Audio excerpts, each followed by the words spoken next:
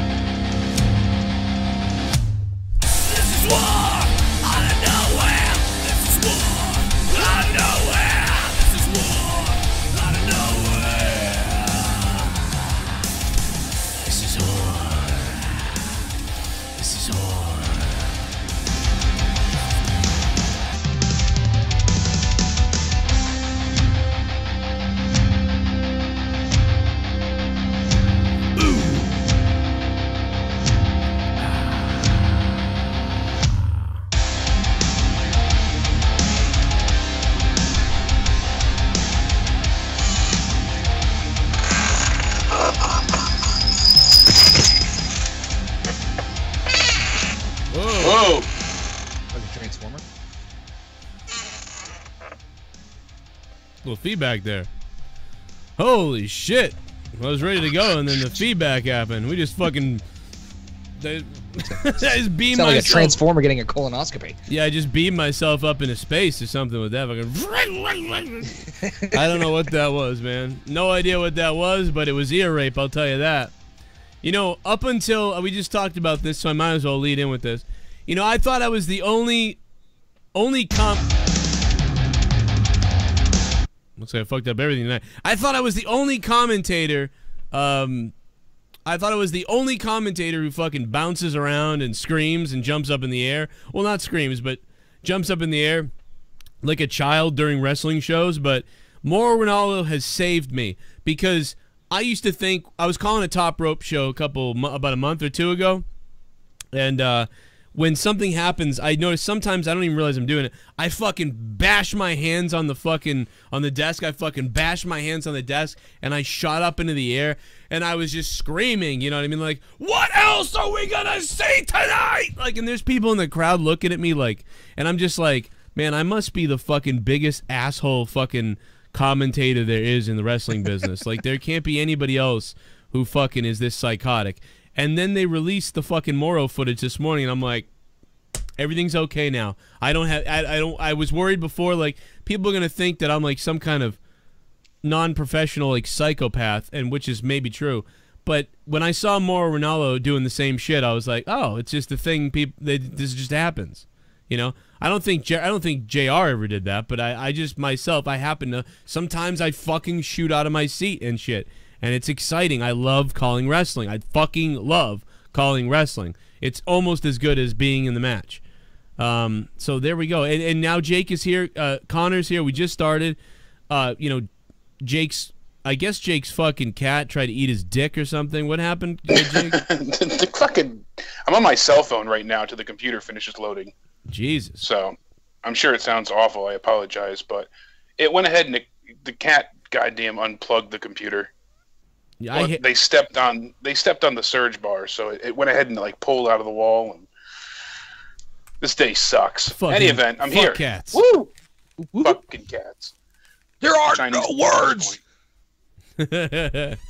Yeah, I was just talking about wouldn't it be funny, like he's just freaking out, like I just want to call stuff, you know. I remember one night a year and a half ago I was sitting in my car at work and I was calling the traffic. I was like doing I remember that. That was it was a live stream. You did that on Periscope. Yeah, and I sent it to Mauro Ronaldo and he thought it was fucking hilarious. Like he was like because well at the time I think he was following that account. That was my old account. And yeah, he goes, I do that. And I'm like, really? I'm like, maybe like Mauro would understand everything, you know? Because he's fucking hilarious. I'm like, yeah, sometimes you just gotta call. I've told that to people who are like, I want to get into wrestling announcing. I'm like, well, start just calling anything. Start calling like your mother getting ready for work or something. You know? Just call As she puts down the dildo from the last night.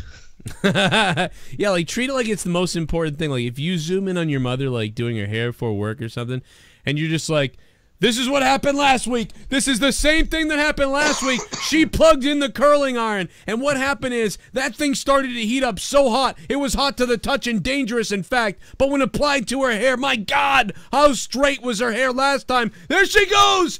There she goes. She's straightening her hair. 30% is already done. She's become masterful at this. Last week she was on time for work. Will she be on time today? We'll find out in a minute, but right now, her hair is looking beautiful, and I can't believe it. You know, and you just every brush, every fiber, every follicle. Will she make it to work on time? She's being very gentle this time, so she doesn't get that static electricity. Last time, oh no, there it is! Static electricity, what the hell? Something's gone wrong! And there goes the man who apparently is my third uncle. I've never met him before. My dad left the dildo upside on the bed again. I remember the first time I saw that thing. I thought it was a popsicle. All right, what's that? What is up? Jake's computer is now on. Look at how fast that transition happened. That's right. Trying to be professional. Trying to be. That was amazing. I've been tired like all day. Oh my God. All fucking week. Dude, last night too, I think, I don't know, maybe it is that, but I haven't felt this way. Like last night, remember last night? I went to sleep, like I didn't do almost anything. And I went to sleep, I slept all night. I woke up to do some things real quick in the morning, and I went right back to sleep again, slept like for hours. Like what the fuck is wrong? Either something's wrong with me, or this is normal.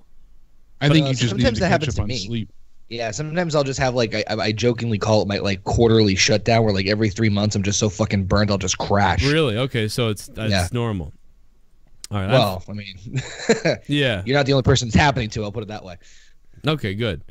Because I'm like, what is going on here? Because normally I would stay up and play like PUBG until like 2 or 3. I'd start working on Patreon things and other things here or there, podcast stuff.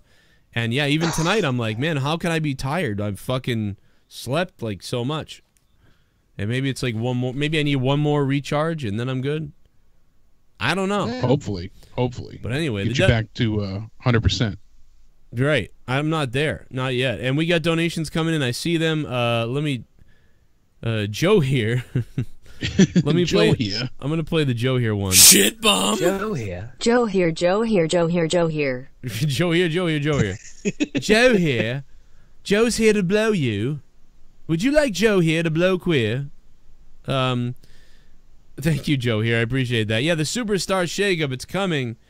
Connor, what do you think of Paige as the GM of SmackDown? I think it's fucking awkward for Woods. I was saying the same thing. I can't wait to see a backstage segment where he's like, "Oh, this is weird," and then she's like, "Why?" And he's like, "I don't know. Never mind." Like, don't you? You know, it would be even better if he didn't say anything throughout the entire interview and he was just holding a camera like this.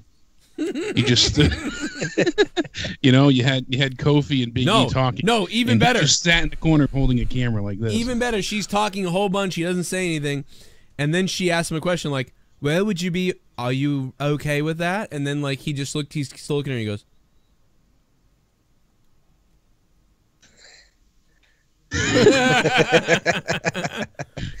What's that? What's that? And then he's like, Yeah.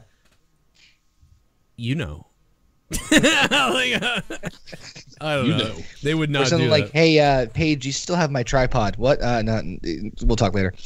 Yeah. Hey, But I'm pregnant. The weird thing,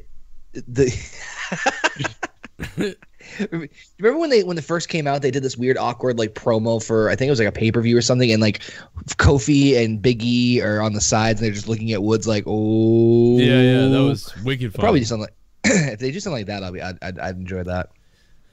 Yeah, Oh, and like she has like a vendetta against Woods, and he's like, you know why this is happening, and she's like, no, I don't.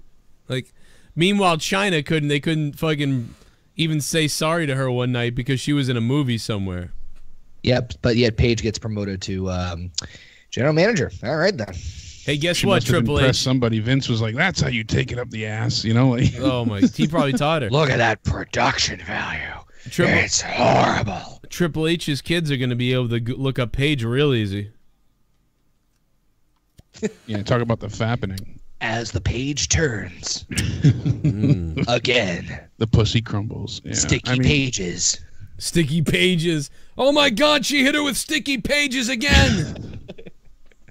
It's her new finisher, sticky pages. No one gets caught with sticky pages. We are talking, we'll talk a little more WrestleMania if you guys want to. We'll talk a little bit of Raw if you want to. SmackDown. Fucking the where you guys think superstars or wrestlers should go. Yeah, where you want to see people go. People you want to see debut. On the Superstar Shake-Up next week. It's going to be a fucking tour, my friends. I hope they do the there's Superstar quite a Shake-Up. bit, you know, of news out there. A lot of speculation, but I'm so tired of all these different news sites, and especially which ones suck, more than others. But they go ahead and they put out these articles like WWE working with TNA Impact or Impact Wrestling on a new project. Have you heard this today? No. This pissed me off in the worst way. And so I've had so many, none of our usual fans, I'll give that credit. No one in the community is lacking that many brain cells. But I've had people, of the retarded nature send me this fucking article because they're working to get footage for the Broken Universe DVD. So they're not working with Impact. They're just getting footage from Impact.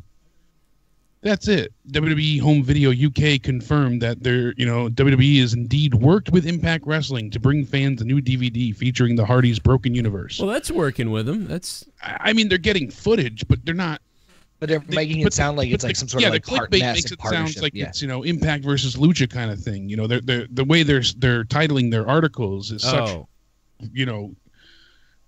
egregious clickbait that it's disgusting. I don't know, WWE working with Impact Wrestling on new project. But would you honestly think about the Hardy Boys if you heard that? No, you'd think something bigger, So yeah, I hate it when they pull that shit. I know it's all about clickbait, getting people over views, but still, it's a bit. That's not even that bad though. Like I've seen some crazy dumb shit on. These sites. I know, but it's just that was just the one I had to point out. CM Punk. Yeah, there's a lot of so we know CM Punk. You know who likes to do that one is that fucking the Dirty Sheets thing. They like to just make up. They're Sean's view of fucking rumors, and they came because the guy got fired from the other company for faking news. Yeah. So I hate that fucking place. Those fucking scumbags. Yeah, they got fired because they lied, and the fucking guy's Twitter account was completely fake. This guy had a check mark on his Twitter, but meanwhile 90% of his followers were all bots, and you could go look it up and prove it. So fucking stupid. That, right? Twitter's full of fucking idiots. Fuck you, Twitter. They fucking fuck these companies. Even Seriously. better is the one, the wrestling accounts that report on kayfabe news. That I love. That's like Fox reporting on The Onion. You've seen it happen, but then they try to. The worst is that these are the ones that try the most to be like, we know shit. You're an idiot. Like, we know stuff and you don't. It's like, you don't know anything. You're just a fucking come on, idiot. it's all the same recycled crap. You know what I mean? Like, no, but that's the thing is what these ones do is they go and they grab, they make up stories. That way they can, because then there's no one else covering that. Like, you know what I mean? Like, if you go to some of the sites, they all recycle the same stories. Like, you wait to see who releases it first. But if you go to some of these like sort of darker sites, I don't even know what to call them, like less official sites, I guess. Black market sites. Yeah, like black market sites. Like they'll just make shit up. Non-reliable.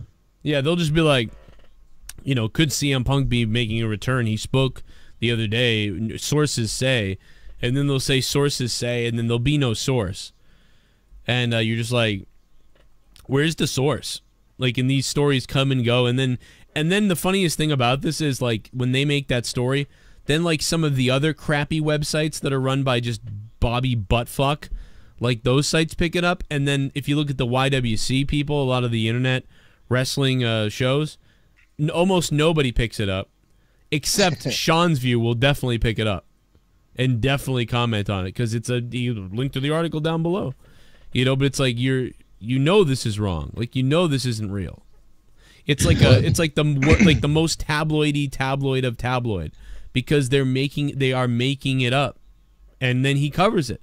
It's not even a hearsay. Like if WrestleZone comes out with, "Hey, there's a rumor that this is happening," you know, I could see somebody picking that up and be like, "Hey, this is what's being said," but it's not that. It's like fucking like rope rust radio fucking fire shoot show, like, or fucking under the mat of fire.com says that CM Punk has AIDS and it's fucking.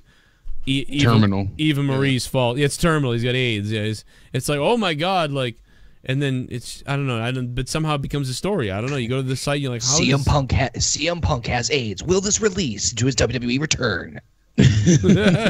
He's on his AIDS return tour. What? That makes no sense. I like that. No, that's why I kind of like that's why I kind of like restructured my shit on my channel a little bit, is because you know, when it's kind of a double-edged sword, because when something breaking happens in wrestling, you know, and you know the same thing, Joe, you want to like cover it like ASAP to, you know, part of it is to get the viewership and get the people watching, but also like to cover it and get the attention and the exposure. But sometimes you hear these really crazy claims and you're like, I don't know. And so instead of doing that, where I'm like rushing and scrambling to possibly, you know, talk about something that might even be fucking real, I just wait until the very end. That's why I do that one show at the weekend every Saturday night. So that way, by that time, anything that might be breaking, like, okay, let's see what else. Like, let's wait for the fucking details, because there's so much shit out there. It's difficult to sift through it sometimes. It's fucking aggravating. Yeah, exactly. Speaking of, you know, letting things slip that weren't exactly verified, Liv Morgan accidentally posted the NXT script for tonight's tapings. Yeah. On her Instagram. They were what? Heard about that. Know, it was deleted 7 minutes later. How did she accidentally do that? I guess she took a picture of it, and it wasn't supposed to post on Instagram. It was like an automatic upload or something. Like, it wasn't intentional, but she took a picture of it to send to somebody, and then it got uploaded. Yeah, like somebody was like, "Hey, what's the sheet for tonight?" And she's like, "I'll take a picture of it and send it to you." But why Liv? Apparently she was at tonight's tapings. That's all we know so far.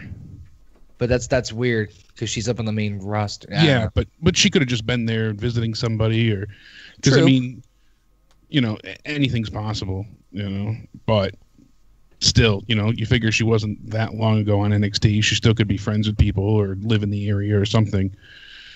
But yeah, I mean, she went ahead and let it known that Zelina Vega is making her in-ring debut against Candice LeRae, and you know, quite a bit. So people are, you know, she'll be in hot water. That's for sure. Yeah, no surprise on that one. It was screenshotted immediately and reposted everywhere. So shit. Yeah. Oh. We'll see her get her ass kicked on TV, or we won't see her at all. I take a picture of every top rope fucking rundown, but I'm not gonna get in trouble. Yeah, but nobody cares. Nobody gives a shit. DVDs. Nobody gives a shit if it's got a check mark next to fucking goddamn Devil's Reject versus Teddy Goods. But one of the things I wanted to note too is, you know, you really love that ladder match. Like I extremely enjoyed it, but you seem to really love it. And do you know who produced it? The NXT one? Wait a second. Did it happen here? Is it going to be? Let me start guessing a little bit. Was it somebody in NXT? No. Is it somebody from the main roster? No one active today. No one active today. It's an agent in the back. All right. It was it the Was it a former tag team? No, it's No. Yes and no. I mean, was it Devon Dudley? No, it wasn't actually. Oh, somebody had said that. You didn't know? Was it Road Dogg? No, actually. I wouldn't. I was surprised. Hold on. So it's an agent that's on the full time on the main roster usually. Yes, one agent and then one consultant. Ooh, shit. I'm gonna throw 2 random names out there: D. Malenko, Adam Pearce. No, apparently. Okay, give it to me. It was Shawn Michaels and Michael Hayes. Wow. You know, Michael Hayes can pull off some great shit when he does it, when he gets it right. And if that's, I mean, this is what I read. It was online over the weekend, and that certainly is true. I mean, I believe it because apparently they designed several of the spots. And I mean, obviously the talent in between put it all together. Do you remember when I said when Ricochet got clotheslined at the end and he fell out of the ring and the goddamn guy looked like Shawn Michaels? Yeah, I remember you said that. That's what made me chuckle when I read that. That's really funny, yeah, because that whole ladder match reminded me of because while it did look remind you a little bit of how there's 6 men, it's so spotty but somehow they were able to make me feel like it was really happening and it wasn't all these sort of planned spots. So that's what was impressive to me because normally I don't like ladder matches, multi-man. I love classic, just one-on-one ladder matches. I just love them. I love 2 guys and a ladder and the belt. I love, Razor Shawn Michaels. I love Shawn Michaels. Even Vince McMahon and Shawn Michaels had a hardcore match. The fuck was that? But it's I love when it's Triple H and The Rock. I even kind of like that one. But I don't like multi-men ladder matches all the time. Because it's overkill. Yeah, it's just too much happening all over the place.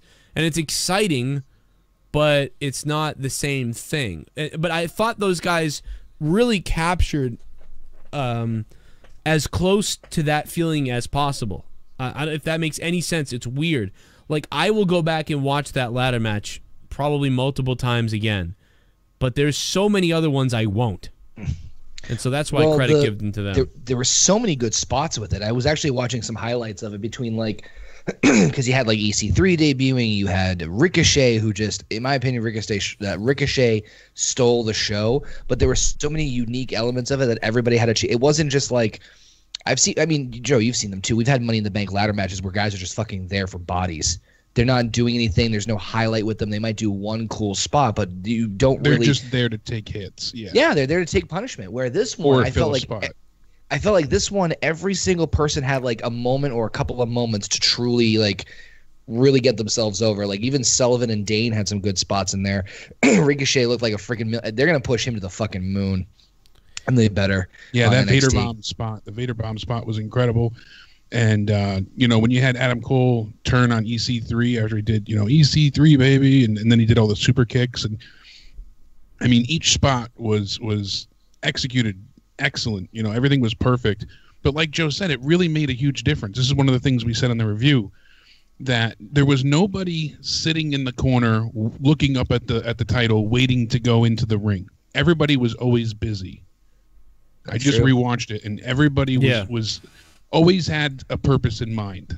They weren't sleeping as we usually see Money in the Bank matches. Yeah, people become dead and then they lay in the ring and they're looking around and it's for the most terrible. spots. The spots made sense. Yeah, that's what it was. They weren't just doing things to do them. It seemed to make a lot of sense. And yeah, that's right. With Shawn Michaels booking it, man, maybe that's what did it. Because, like you said, Michael Hayes can book pretty good sometimes. He does it well. Yeah, he does a lot of the same things a lot of times. But when he does, like you said, he does some things that are really pretty good. And for Shawn to come in there, that makes sense. And, dude, they made Ricochet seem like he was this just God. Yeah, pretty much. They made, and that's the other thing, too, is they seem to make everybody in the match seem very important. Velveteen Dream also, he seemed massively important. He was really charismatic. He was going full fucking Macho Man, Bobby Roode, or Rick Rude, rather. Rick Rude, yeah. Like, just all these things rolled into one, but he has his own feel and look, so it's cool. Like, the Velveteen Dream, dude, man, he jumped up as high almost as Shane jumping off the cage, like off that ladder into the ring. Yeah, that elbow spot was insane. That was crazy. I thought he was going to shatter his fucking elbow, to be honest with you. I'm like, dude, there's no way he's going to take that the right way. I'd be more scared to do that than to fucking do some other things. Like, to, like, I don't know, man. Like, I'd almost rather go off a ladder outside through ladders than fucking jump that high off a giant ladder in the ring, like onto that fucking board. Yeah, that was a fucking killer opener. And then everything Ricochet did, man, yeah, it was great. It was another level. I loved that match. Like, I'm gonna go back and watch it. I mean, maybe I don't know where that would be on my top ladder matches, but it's up there like 6 or 7 out of 10, maybe 5. I don't know, top 5, 6, 7, something like that. Yeah, I put it top 5 for sure. And we're talking what? I mean, Jesus.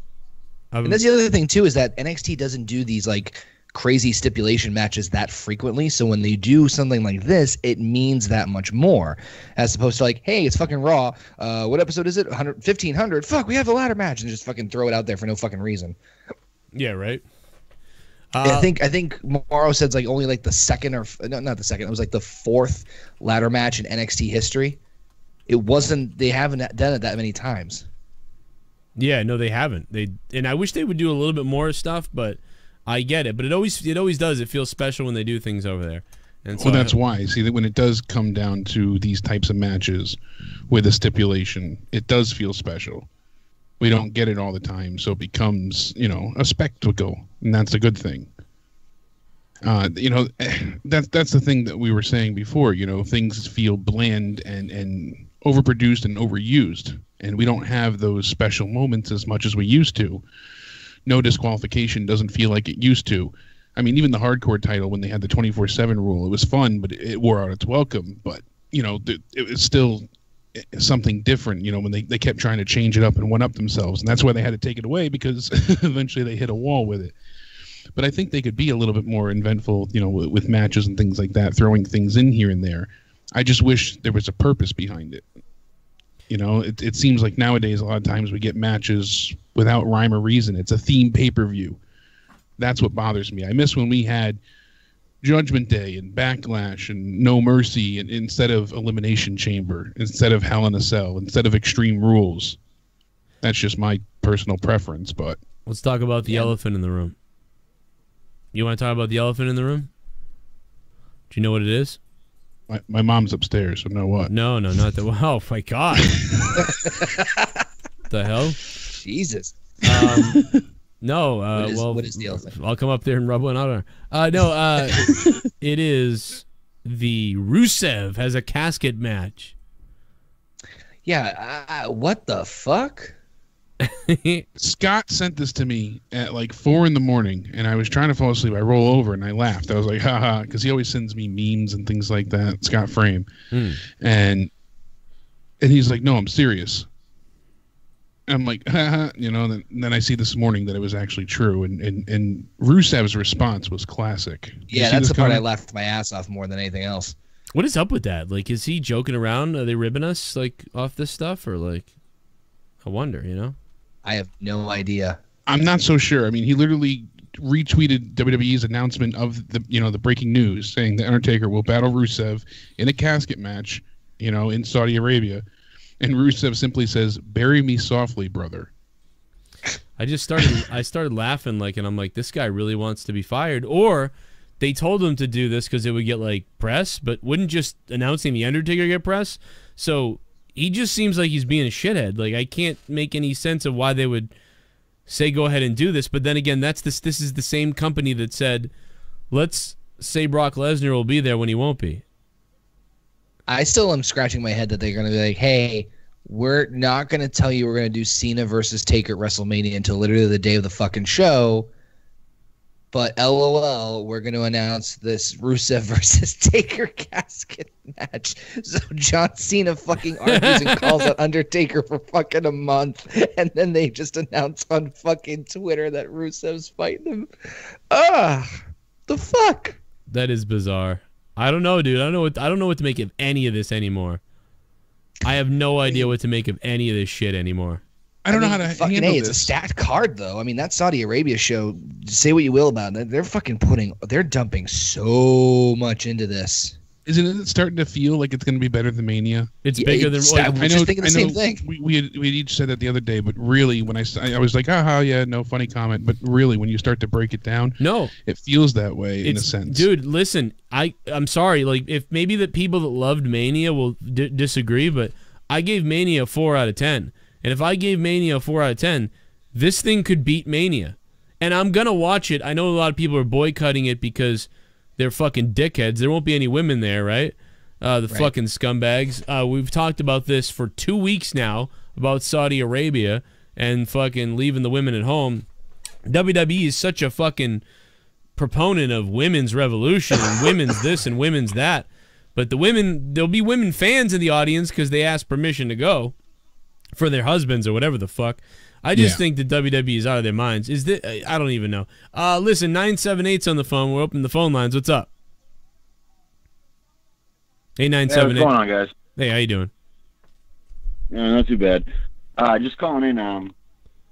This pay-per-view that's coming up right now, the Saudi Arabia one. Do you think they're going to try to push along a lot of storylines, or do you think it's just going to be like a one-and-done kind of high spots kind of thing? I honestly, dude, I'm not kidding about this. Right now I'm 60%. 60% in my opinion. I'm at 60% that Roman Reigns is going to win the belt. And I don't know why. No.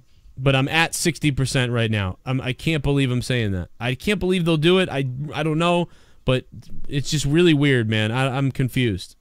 I have a problem right now with how I feel about this as well. The thing is that Roman Reigns cut a very... I had to go back and listen to it because I kind of just wrote it off.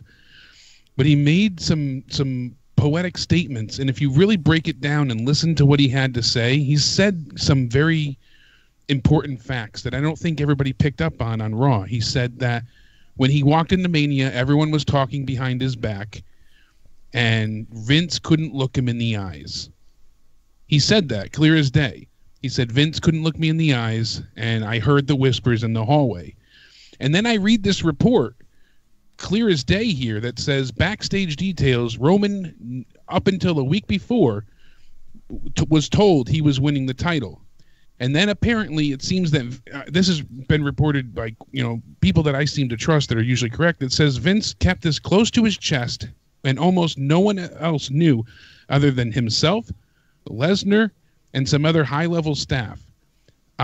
They said that Reigns walked into the ring thinking he was winning the match. Most writers and producers for the company also believed the big dog was going to win. Vince McMahon went to great lengths to protect the fact that Brock Lesnar signed a new deal prior to WrestleMania 34. Roman was also swerved and was told only after he had entered the ring. The referee did know only when he entered the ring. The ref was told, this is how it's going to happen, and you'll count to 3. So he knew, but he wasn't told that Lesnar was winning until he was in the ring. So it says, he didn't know until the match was going on. Jesus. Roman Reigns was winning the like championship. Yeah, it's different people. Like Meltzer says, Roman Reigns was winning the championship. I'm not sure when that changed, but it was very late in the day.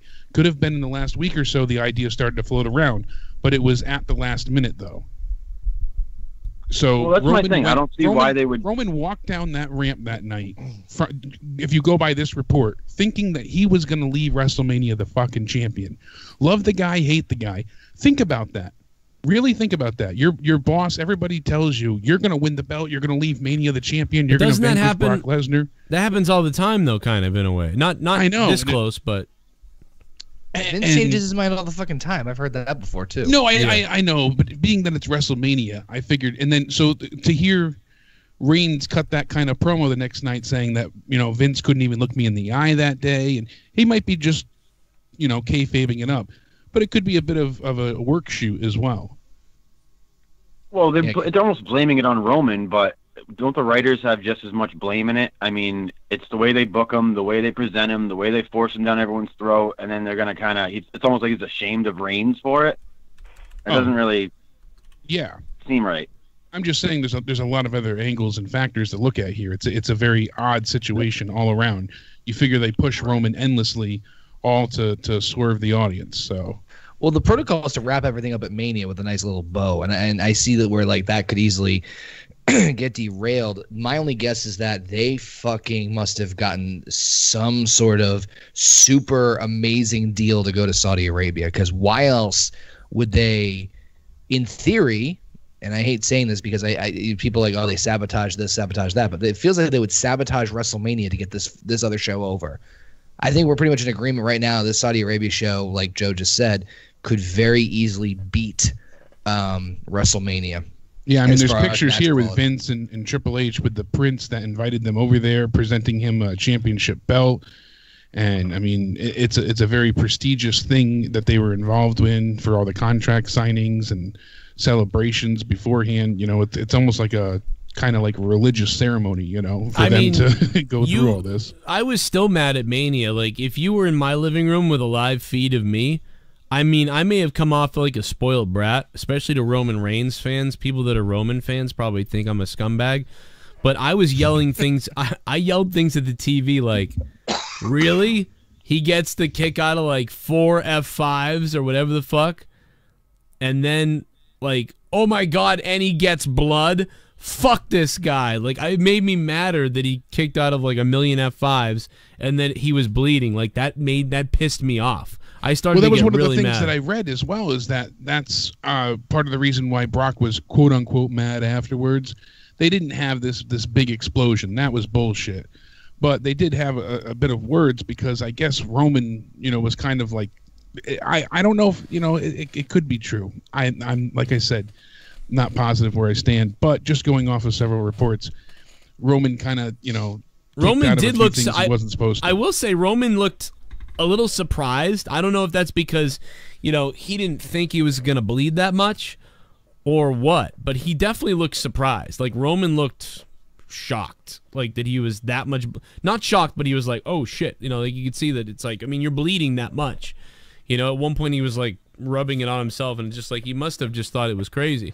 But I mean, it probably worked. It's probably all worked out in the back. Lesnar threw the same elbows. He knows how to throw. They did it once to Orton. So Vince lets him do it to Orton. Yeah, he knows how to open up someone the hard way safely. Right, yeah, and I mean, like... That's even a way to phrase it. That's the worst way to phrase it. I know, but... yeah, I'll open... That's the way to say it, though. We'll open you up no the hard way. Though. Yeah, I don't know, man. I just think that it was all... I don't know, I feel like it was all fairly planned. I mean, it might have been last minute that the winner was changed, for sure. And I think that the WWE's been going for shock recently, or for trying to swerve you a little bit on things over everything else. And yeah, I didn't see Roman. Everyone saw Roman winning, so it kind of makes sense that Brock won, because everyone saw Roman winning.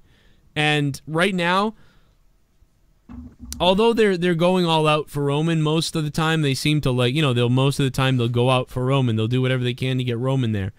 You know, they'll still choose the swerve over Roman now at this point. Like, they will choose the unpredictable thing over Roman. They did it with Roman. I feel like they'll also choose Brock over Roman. Then they'll choose Brock over Roman, right? As long as it's Brock or somebody that's like, that can be legitimately better than him. I still think that they're searching to justify who's better than Brock. I think that's how they would feel. Choose Brock over anybody in the company at this point. They're gonna have to start figuring something out though soon, because we're bored as shit, dude. They were fucking playing with beach balls. They were chanting, "This is awful," in your main event. They were chanting, "This is awful." They were playing with fucking beach balls. They were jerking each other off. They were getting into fights on their own in the fucking crowd, because that main event sucked. When's the last main event where people chanted, "This is awful"? And people started tweeting out, like, now we're going to pull the beach balls out. Time to pull the beach balls out. Like, there were, like, coordinated efforts of people that were there that were going to pull beach balls out because fuck this match. It literally... I mean, 32 is close. do you know what? Do you know what the main event reminded me of? For me? What? It reminded me of the fucking election in the U.S. I looked at the ballot and I saw Donald Trump and Hillary Clinton, and I just went, I'm not going. I'm not going to the box. And so many Americans did that. So many Americans. I know there was a lot of people that were like, fucking yeah, Trump. And then there was many Americans that were like, I love Hillary.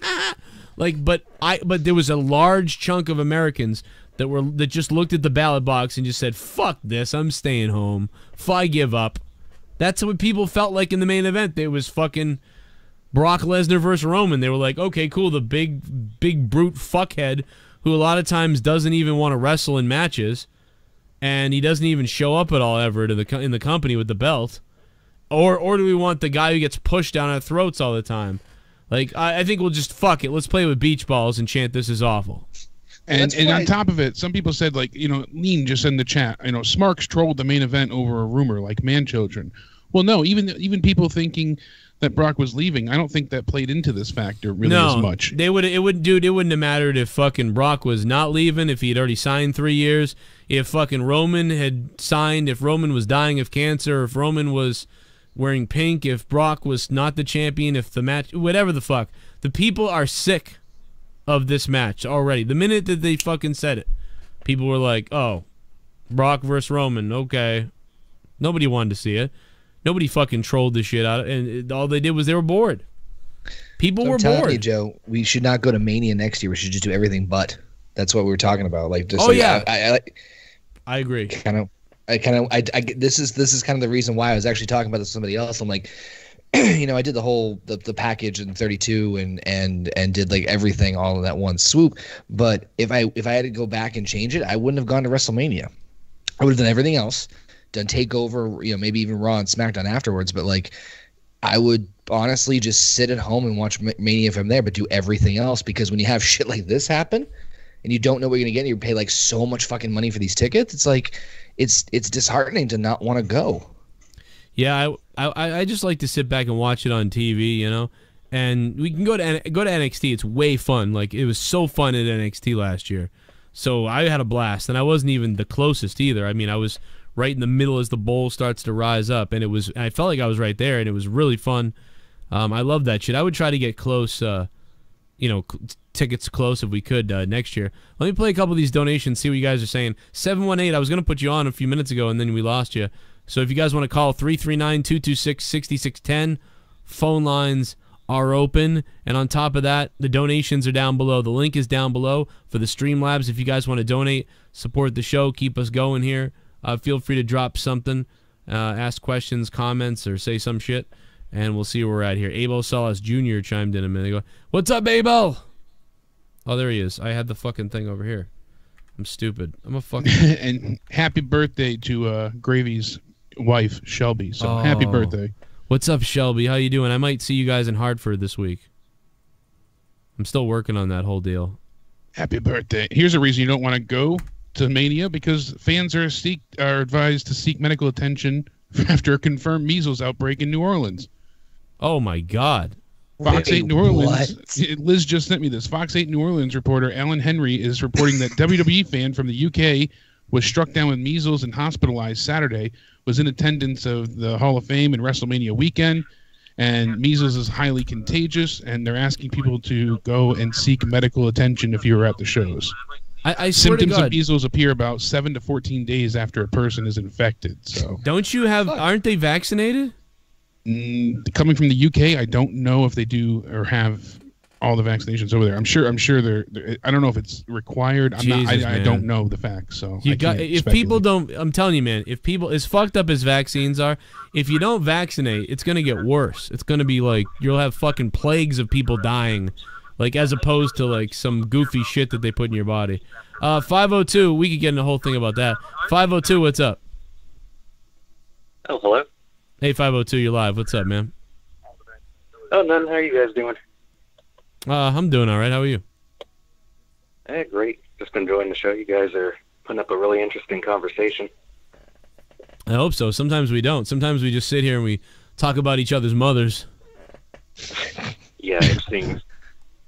Yeah, what's up, man? What do you got? All right. What did you guys think about Color returning back to WWE like full time? You guys okay with that? You mean Blood or?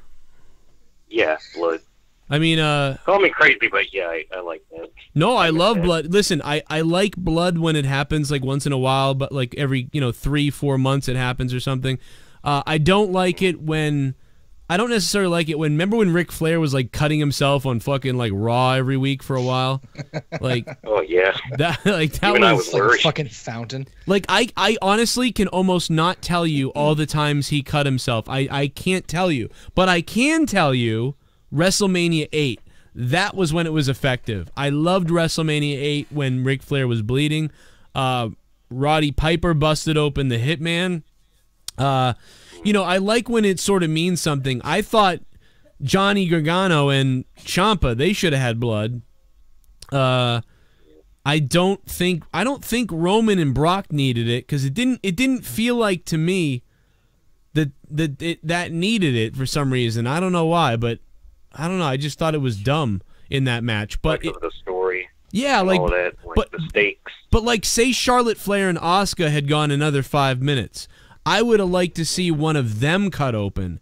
That would have been interesting to me. I thought if that match went 5 more minutes and one of them got busted open, and I think it should have been Charlotte because of her dad, I think that would have been, dude, I would have marked out for that. And I do want to see more blood. I'm with you on that. Yeah, good point. That would have been really fitting for Charlotte. I would have, her white hair and she's bleeding and shit, like it would have been, holy shit, dude, if they went to the outside.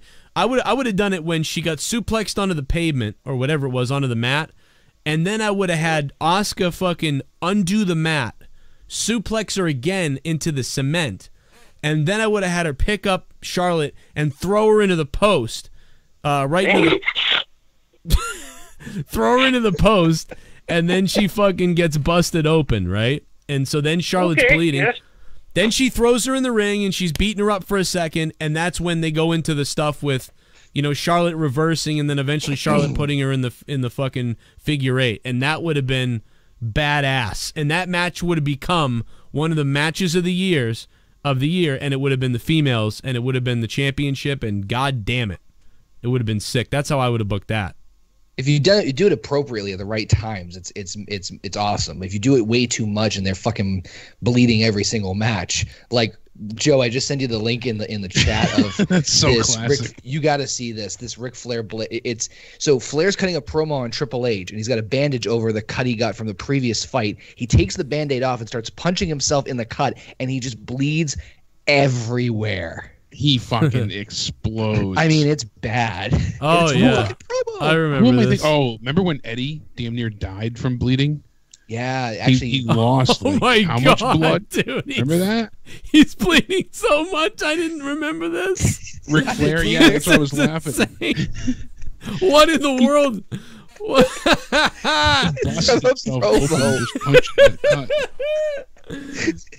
This must have been when I stopped watching at the time, because there was a time when I would say that in my 33 years, I probably missed about 2 years total of WWE, and this was around the time that I missed a lot of it.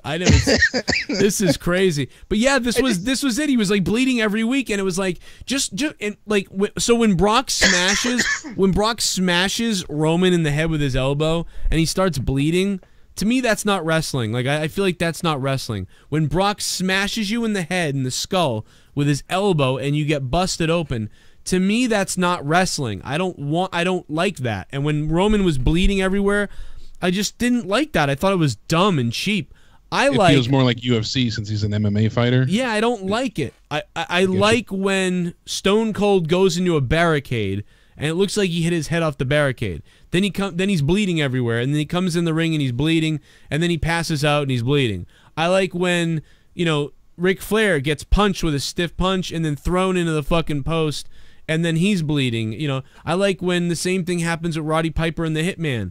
Somebody got hit with a bell, I think, in it or something. But it looks like a wrestling situation. It looks like wrestling. Like, you're not 100% sure how it happened, but you kind of are, and then the guy's bleeding. I don't like when it's just like straight up like that with Flair. If you can just bash someone with an elbow in the head, I mean it. Yeah, and Flair, whatever the fuck Flair was doing at this time. But see, Flair has had great moments when he was bleeding, when it added to the match a lot. But he's also had a lot of unnecessary bleeding times. Did he bleed? I think he bled against Mankind when I was in attendance for SummerSlam 06? Yeah, 06. I was there for that too. Yes, he did. He had that. There was a hardcore match. He went into thumbtacks. He Mick Foley had the barbed wire board or whatever. Yeah, actually, I have it right here. Hold on, let me pull it up. Dude, where were you sitting for that? I was 8 rows behind the announce table. I was way in the back because I got the tickets like kind of last minute. But yeah, actually, here's the highlight video. That was 2006. Benoit used to bleed every now and again too, and it would be like, "Oh dear God!" Yeah, but Flair takes the fucking. Oh, Flair obviously is the winner. But he must be on that fucking thinning blood fucking medication because it's just coming right out. It's like just a heparin fucking type thing, yeah. Dude, it is. I remember there were memes about this, about like, yeah. Pull it back though. Pull it back to when he's like. He starts off with the fucking Band-Aid, just rips it off in the He's promo, right here. And he rips off. He rips off the Band-Aid here. And then watch. Then he punches himself. And it just goes like a fucking fountain. And then it just starts bleeding and bleeding. Mind you, look. I mean, he looks like a goddamn madman. Look at that. and it kind of, it was, if you rewatch the promo, like, as insane as it is, looks like a mummy. Works because he's calling out Triple H. So it like kind of works. The amount of fucking blood though is like over the top. Dude, because I'm like, he's not even out in the fucking, like, Triple H hasn't said anything. He's not even fucking out in the ring yet. Dude, he looks he looks like Tales from the Crypt here, Connor. Look at this. Oh my God, he does. Dry it, mommy. Then it gets really bad right here. Yeah, but the best part is, like, this is Triple H hasn't even come out yet, and so when the entrance hits, he's just standing there like that, covered in blood, with Triple H's music hitting. Did Triple H start laughing at all? Because like, how do you keep him? Look at him. He's like, "What the fuck do I do? What am I gonna do to him? He's already." Holy shit! I just say like, well, you know, Rick. It looks like I don't need to do anything because you're already covered in your own blood because you're so stupid. God. I don't even know. What do you say to him? Like, what? Want a Band-Aid? Rick, do you want me to get you a Band-Aid, Rick? I have a Teenage Mutant Ninja Turtles Band-Aid I can get for you. Rick, the 4 horsemen want to donate their blood to you. The 3 other horsemen. I don't know if you were watching at this point. Abdul the Butcher. Jesus Christ. Oh my God. I don't know if you were watching at this point in time, but if you go to like a minute 23 in, I was going to bring this up a while ago when we were talking about Mysterio, but I remember there being like a big issue with parents saying that it was disturbing to watch the way they did it, but Kali lifts up Rey Mysterio and squeezes his head, and then he starts bleeding from his mouth like he crushed his skull. This. Oh my God! Love this. I don't know if you had ever seen this. Joe. No, I never saw that. No, I never saw that. This. He lifts him up, and Ray sells it. Man, I hated that time. I stopped watching. I couldn't stand Kali, but as soon as he lifts him up, he starts squeezing his head, and you see all the blood dripping from his mouth, and it looks very visceral, like pretty brutal. The way he sold it, you just see him squeeze his head. That was good stuff. Mass sleds, and I know a lot of families were, pretty perturbed and disturbed. It's weird that it's weird that they started getting they actually started doing more blood around that time than like the Attitude Era. That's what I always thought that was weird because they had already hooked people back in again.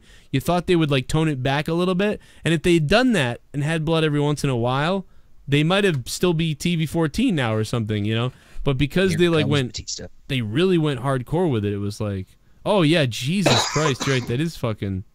It's oh very, my God, is it horror movie-esque? It looks shit. like a killer, eyes wide. That looks more realistic than what we just saw fucking Flair do. That's the fucking one with Tom Cruise. What's the name with Kane? Oh my God, yeah, like this looks fucking. What was the name of the movie he did? See No Evil. See No Evil. Yeah. Eyes Wide Shut is with Tom Cruise. This is terrifying. I'm fantastic. Yeah, the best. I'm 2 for 2. The craziest. I think the craziest blade jobs were between Eddie Guerrero, or I shouldn't say blade jobs, but just blood, was Eddie Guerrero. The other one was, remember Cena with JBL? When Cena first won the title? Yeah, dude, that was I never saw that either, and I saw that back not a few years ago, and I went, what the fuck did I miss here? He's bleeding everywhere, dude. He was really cut. I recall. I don't remember the match. Maybe it was I Quit Judgment Day 05. I think Roman. That one I remember. But there was a match with Hulk Hogan, and it was when he made his return around that time, like in the 2006-8, somewhere around that period. Could have even been around 2004, maybe. But he bled so much, and I mean so much. This isn't even here. Let me see if I can pull the picture up. But this isn't even like. This is after. Come on. Trying to find the match here, or the photo. D Wells, call back, man. I'm sorry I missed your call, D Wells. D motherfucking Wells. Talk about blood. Here's a bad one. Oh, let me play a donation real quick too while we're hanging out here. Give me 1 second. I'm gonna mute you guys. Can you guys hear these? Let me know if you hear them. No. No? All right. Let's see if I can trigger them.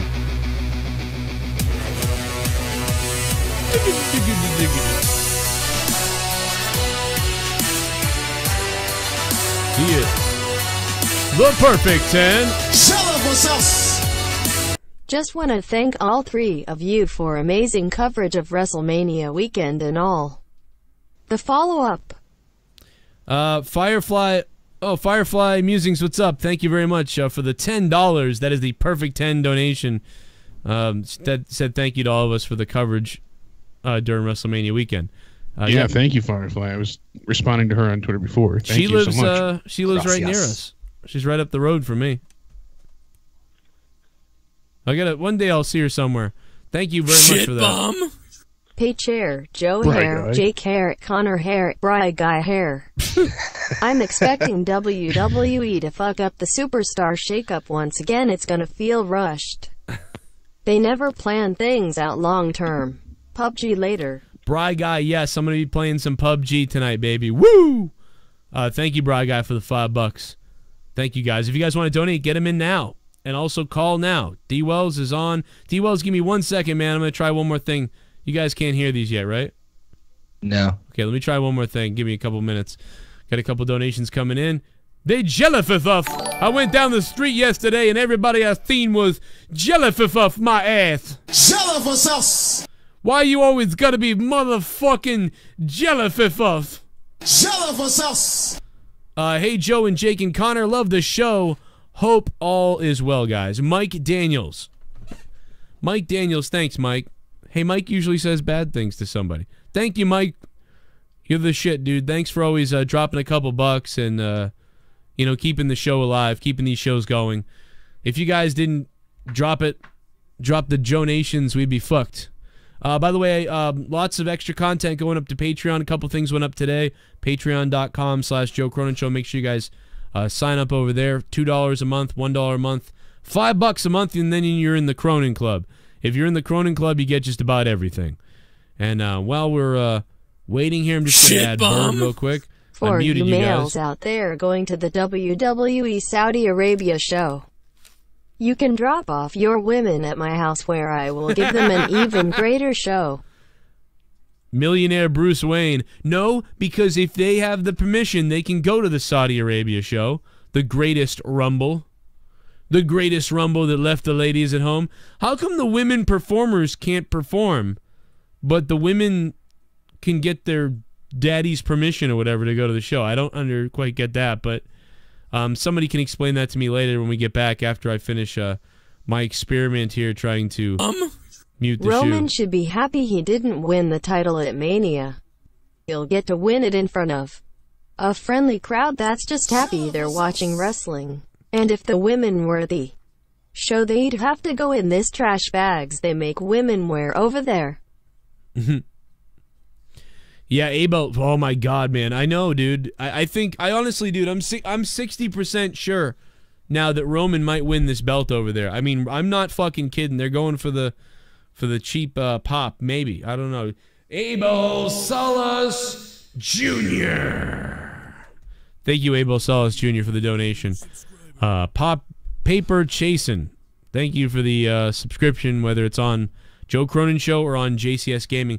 If you guys are subbing, make sure you guys sub down to Battle Royal Battalion, my gaming channel, which we go live from right now.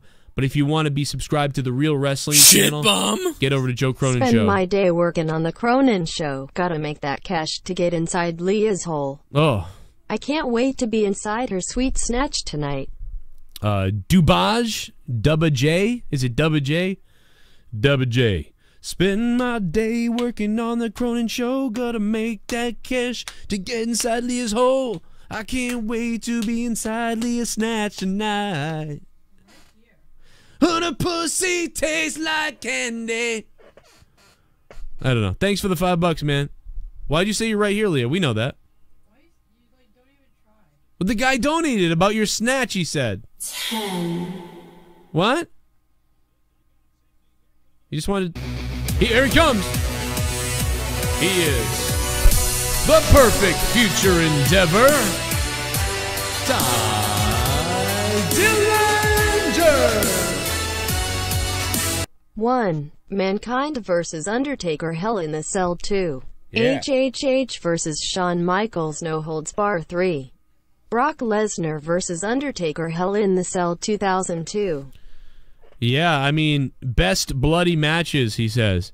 Yeah, you know, I don't even know if, like, I love those matches you just mentioned. I do. You know, and there's not a lot of bloody matches in the WWF going back, and WWE, WWF going back. WrestleMania 5, Hulk Hogan versus Macho Man, there was blood. Hogan bled in that one. I think Slaughter bled at WrestleMania 7. And I think that was it up until WrestleMania. Oh, WrestleMania 8, there was 2 bloodies. Then nothing, 9, 10. Mike Daniels says Ken's a fat sack of shit. Thank you, Mike Daniels. $3. WrestleMania 10, nobody bled, I don't think. WrestleMania 11, nobody bled. WrestleMania 12, I don't know if anybody did. I don't think anybody bled at 12. WrestleMania 13, Austin, and yeah, during the submission match. Nobody at 14. I don't think anybody did at 15 even. No, I don't think anybody Big Boss did at 15. Man didn't, right? Yeah, no. The there was Rock the might hardcore have match then, right? Yeah, but no blood. That was that the Battle Royal? Yeah, nobody bled still. Yeah, no. I'm thinking of. Man, I miss Crash coming with the freaking scale. Oh, God, that was terrible. Somebody got hit with that one time. It was terrifying. I just remember he just like dropped back and like just let it go. I'm like, Jesus. Hey, D Wells is on the phone. What's up, D Wells? Waiting patiently. What's up, Joe? How y'all doing? What's up, D Wells? No, what's up, D? Hey, guys, oh, wait, Skyler Fat. Can you guys hear these? Yes. Yeah, fine. Yay. Wait, especially when Roman Reigns went crazy and pulled out his penis. I like Roman Reigns' penis. My name is Skyler Fat.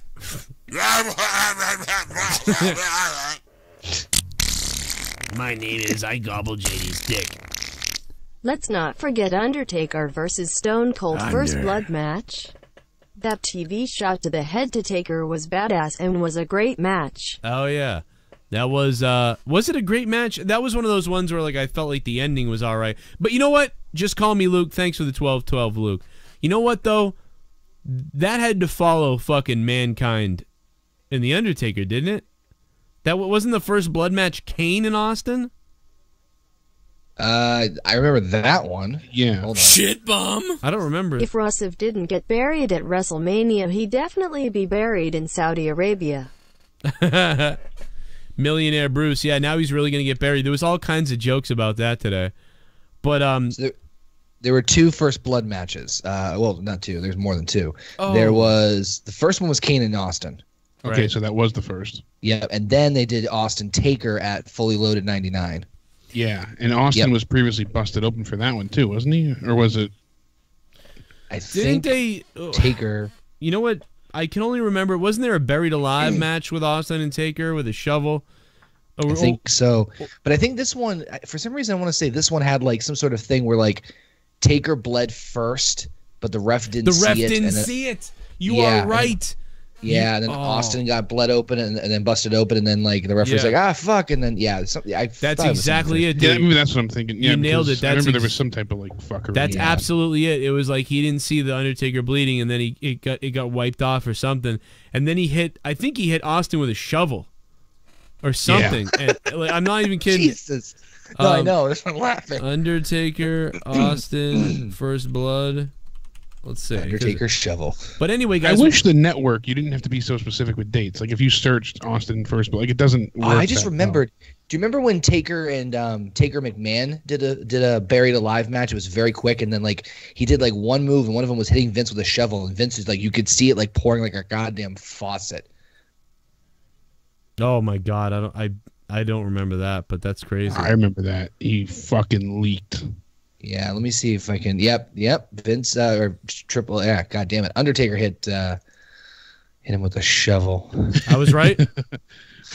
I remember that. I remember that now. As soon as you brought it up, that was fucking. It was a shovel, right? Yeah. Yeah. God damn it! It's just funny. Couldn't remember that that happened in the first place, but remembered the finish somehow. The fuck is wrong with me?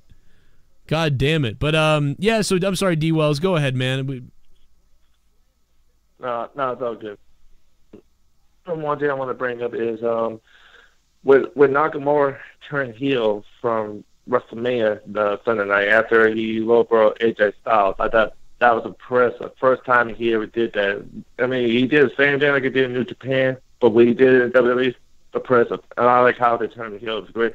But the question I got to bring up is, do you think we did get a rematch between Styles and Nakamura for the W title, either at Great Royal Rumble in Saudi Arabia or probably at Backlash? What do you think about this? Yeah, I mean, I think they're going to continue their feud, it looks like. But also, something leaked out, right, Jake, of a photo or something with a three-way or triple threat? Yeah, there's something about that going forward. Like Baron Corbin or something is involved in this? Ugh. Didn't we see that? I mean, that's dumb, but who was saying that? People were sending me it all day, like they spoiled the next match or they spoiled Backlash. Yeah, I don't have it in front of me right now, but I know that it's been leaked all over the place. Yeah. Yeah, it was a picture of I think it was AJ Nakamura and Corbin, which I that's don't understand that. We have Daniel Bryan back, and this is what we get. Great. And I made the joke too. Oh, watch, they'll turn Baron Corbin face. You know, I just said it to be the wise ass, but watch. Why? Because they need more faces and heels that they're going to start flipping people left and right.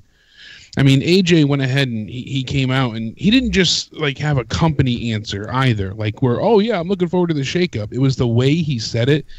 He's like, I think the shakeup is always a good thing. New talent coming over means new matchups happen. He said, this is what we need. Not, I'm looking forward to it. Not, you know, he's like, oh, there's several guys that can come back over to SmackDown or guys from SmackDown that go to Raw. And then he started to like sell it again. Like, who knows what's going to happen?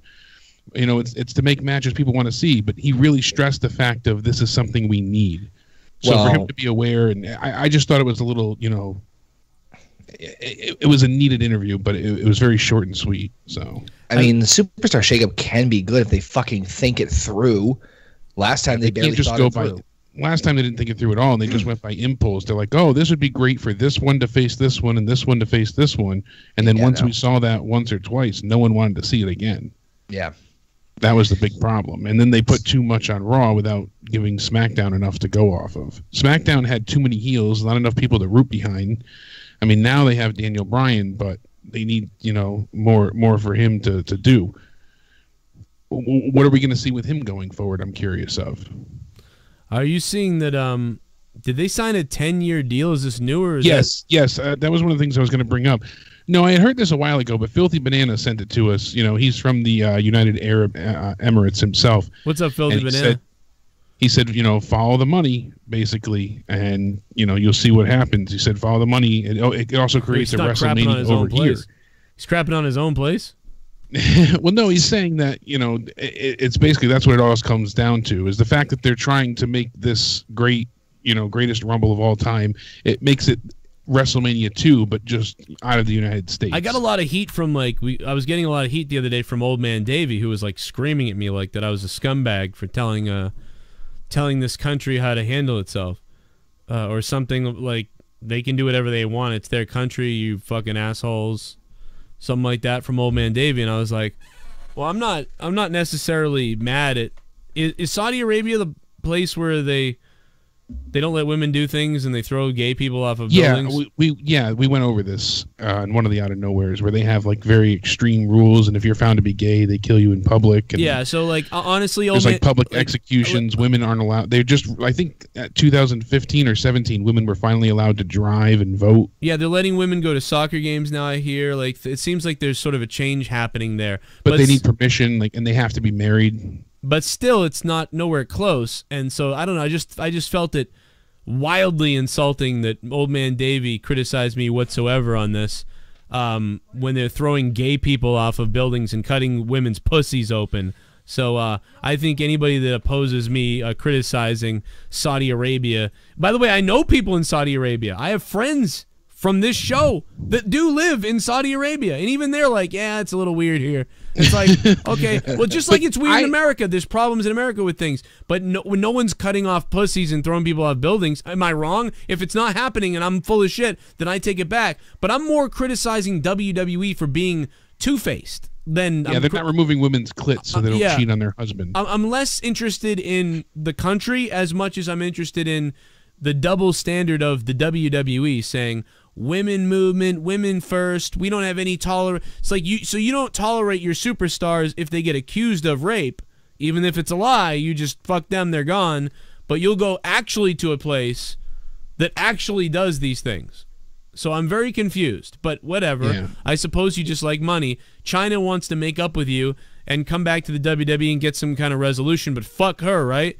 But whatever. I don't know. You're all for pushing the women's revolution to the fact that, you know, you'll have the Royal Rumble of the females, you know, side of it be the main event of the pay-per-view.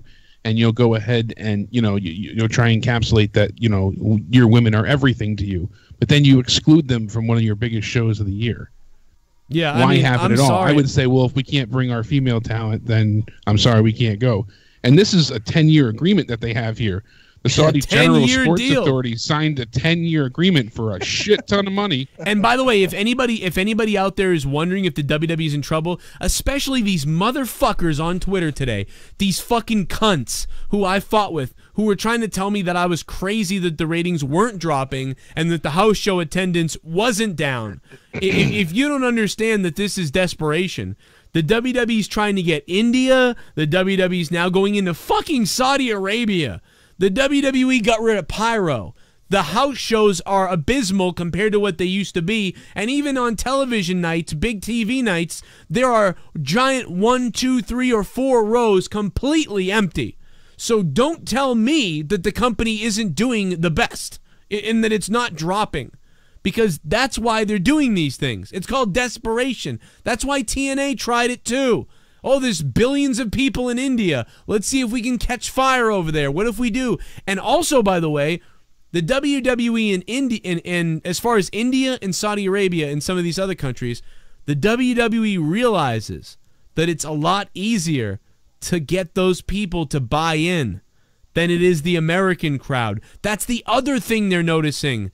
They think it's real, a lot of them. Not all of them. Many people are over there who are smart to it, but there's a lot of people over there that don't know, and they believe it. That's why almost everybody over there loves Roman Reigns, and that's what WWE wants. So... yeah, kayfabe's alive and well. And Filthy said he's from Rhode Island, but he lives in the UAE for work. Okay, yeah, okay. So he's all for shitting on him, I guess. But I know, but I know, I really do. Like, there are some people from Saudi Arabia. I mean, we have people listen to us all over the place. India, Saudi Arabia. You know, I mean, Abu Dhabi is Awani's in Abu Dhabi, but Abu Dhabi's a different fucking. That's the fucking. I would live in Abu Dhabi, but it's like, it's just a different fucking place, you know, And yeah, India is not the same. You know, you got to be careful. India is not the same as Saudi Arabia. Like, if you're someone from India, like, you're fucking offended that people think that it's two different places. It's like saying, cultures are completely different. Yeah, Canada and America, their views, they're the same their laws, everything. Yeah, it's different. And listen, I like everybody, but yeah, they gotta obviously they need a lot of fucking things they need to do as far as human beings over there, I think. But I'm not really trying to get in and change their country. I'm just saying the double standard of WWE is pathetic. That is simply can't be denied. Pretty sure they did a commercial right after a women's match, which is really ironic. Yeah, no, multiple times, you know, and that's how you know, distasteful is that. Connor, Nick Benson called before. He was going to ask a question, but he didn't get a chance to. He said the point I wanted to make was that is it worth giving the title to Roman at this point in time when you have to leave the country for it to become acceptable? I thought it was a good point in the sense, you know. They have money. Yeah, I mean, does it really serve anything for the viewership at home when you have to leave the country for him to get an ovation? No, and I also think it's a stupid mistake to fucking jam this show right before another pay-per-view now that the pay-per-views are dual branded and we're doing less. It's just Backlash is going to be shit. And there's no way to build for backlash either. They're double building, and they're really only focusing on the Saudi Arabia. So, and I want to know, there's a few main questions. Are we going to get more international events this year since it's a 10-year deal? Also, is this an inaugural event? Is this going to be yearly?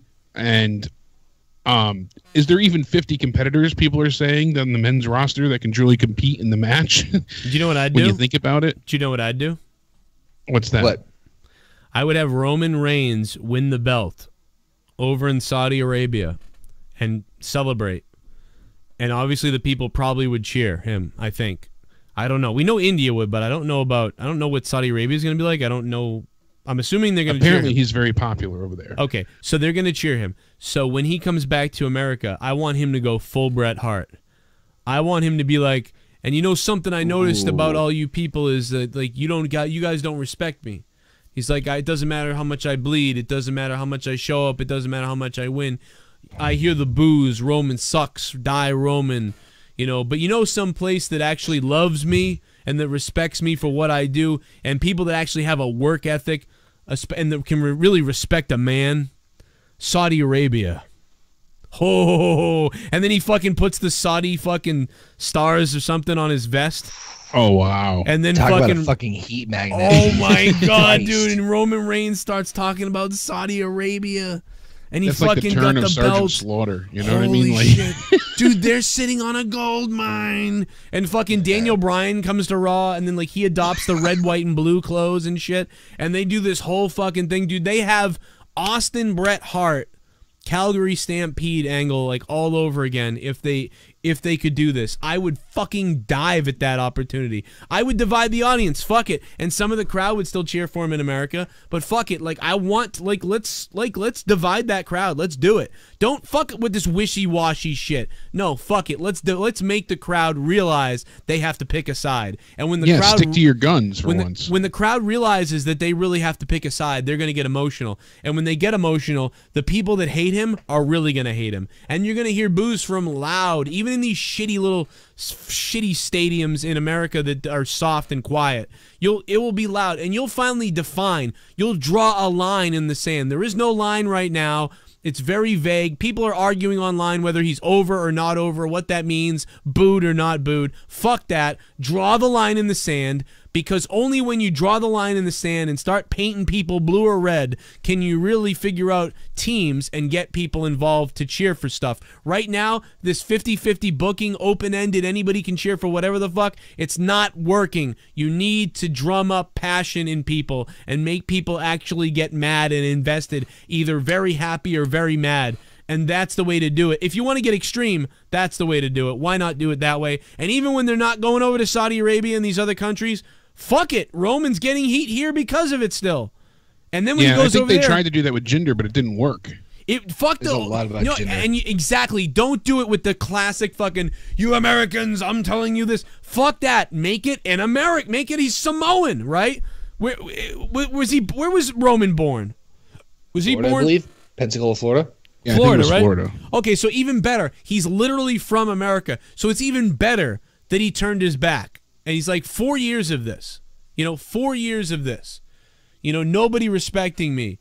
All these things. I see a little boy in the front row. He likes me. And then next thing you know, he gets a little bit older and he hates me. And his older brother tells him to hate me. And like blah, blah, blah. He can go through all this stuff. And he goes, you know who loves me though? India loves me.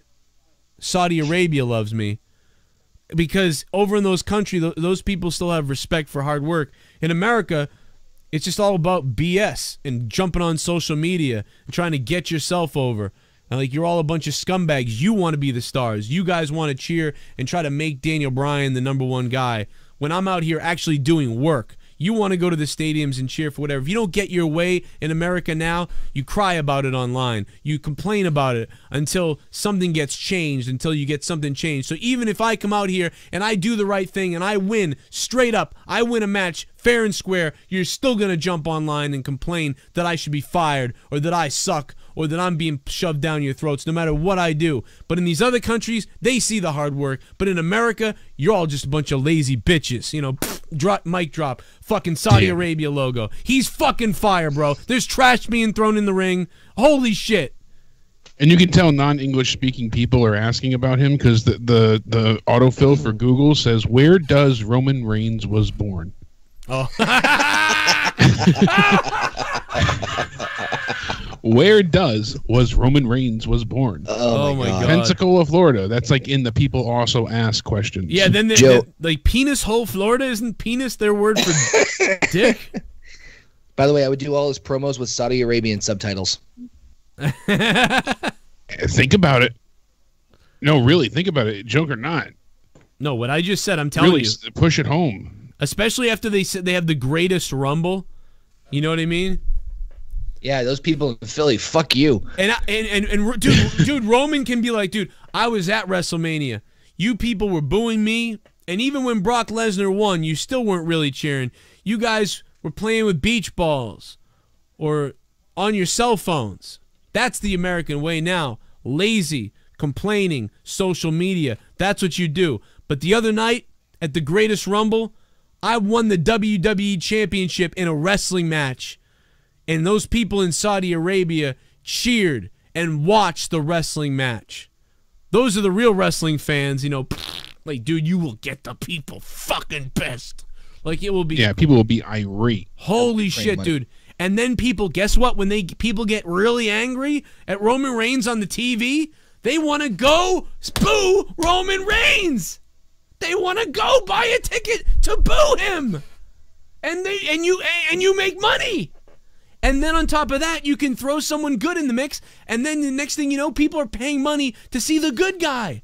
And then they're paying money to see the good guy kick Roman Reigns' ass. And then next thing you know, ratings go up. And then house attendance goes up. And then Pyro comes back again.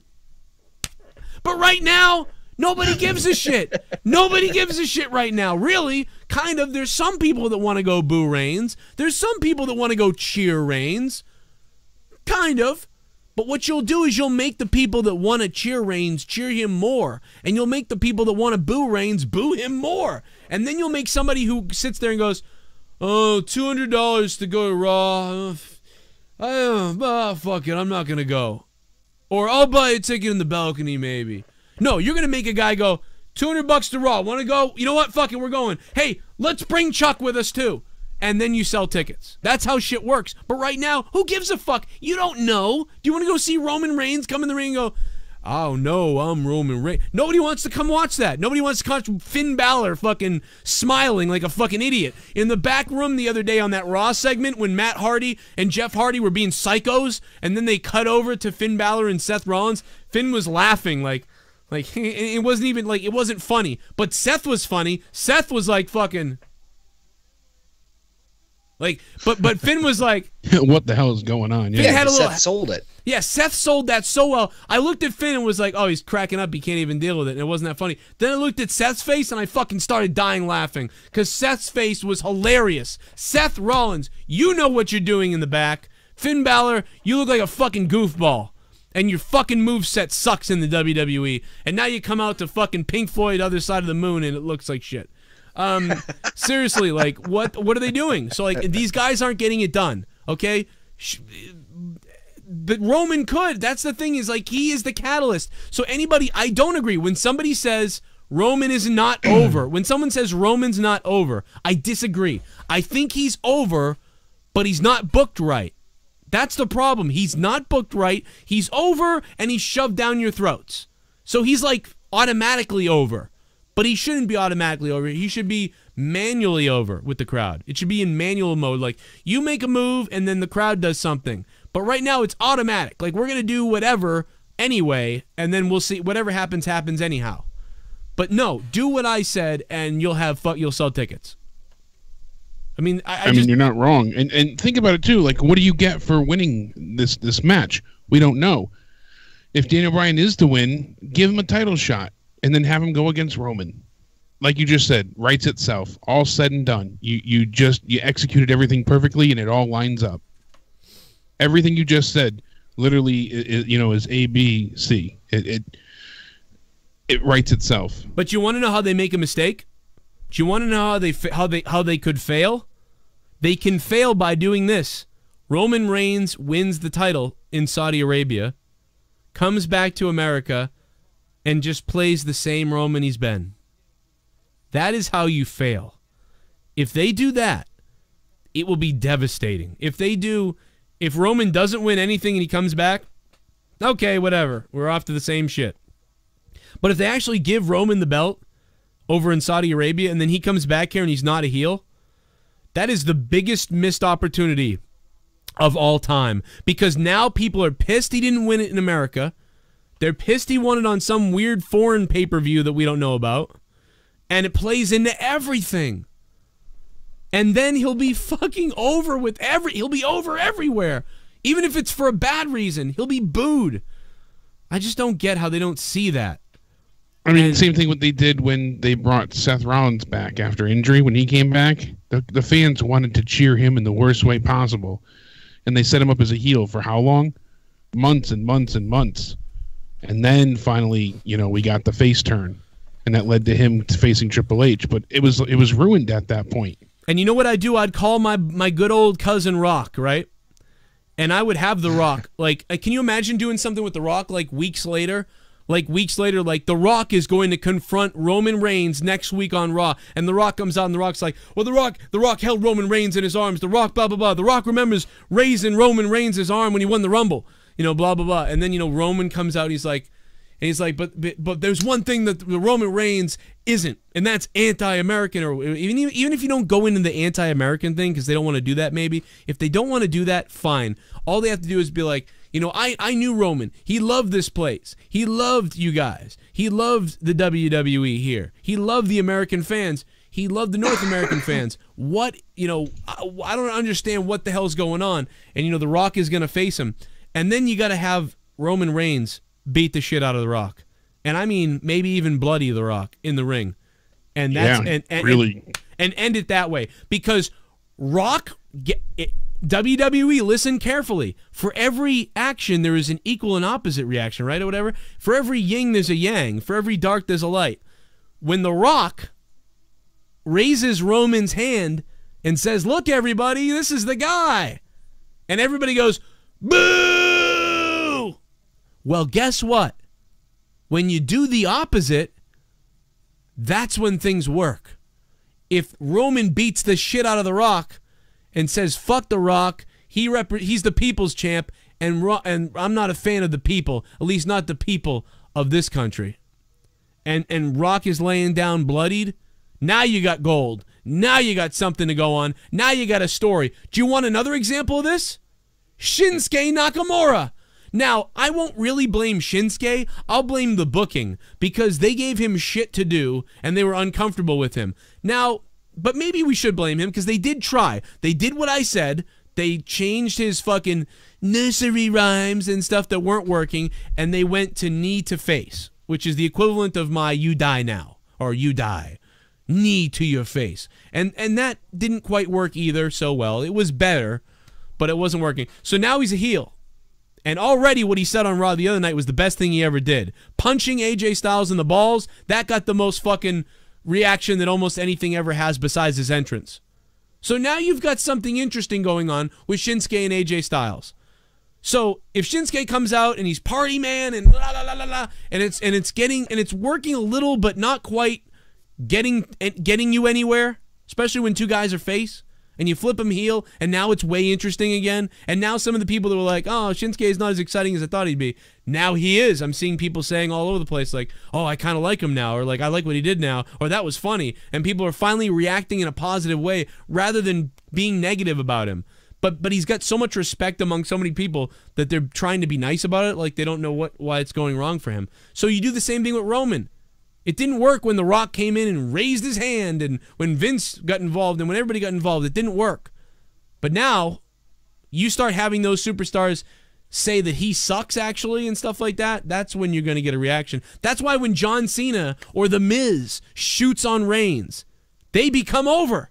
Do you remember when The Miz was fighting with Roman Reigns around the Raw 25 time? The Miz started shooting on Reigns, and people started cheering for The Miz more than usual. The Miz suddenly became almost like a fucking face. because people didn't like Reigns so much that when The Miz started saying stuff that people wanted to be said to Reigns, they started popping for The Miz. Therefore, you would elevate The Miz, elevate Reigns, and fucking money happens. But instead, people don't really like Reigns, but some people do, so you keep just doing the same old blah with him, and then a good guy comes along and has to face Reigns, but nobody cares that much, and then Reigns goes over on him, and then who cares? And you get bullshit. It's a simple thing to see. I don't understand why they keep doing this. So here you go, WWE. Saudi Arabia, put the belt on Reigns, make him fucking almost seem anti-American, and turn his back on the people because they turned their backs on him. You people were playing with beach balls while I was bleeding in the ring. That's the story. You were playing with beach balls while I was bleeding in the fucking ring.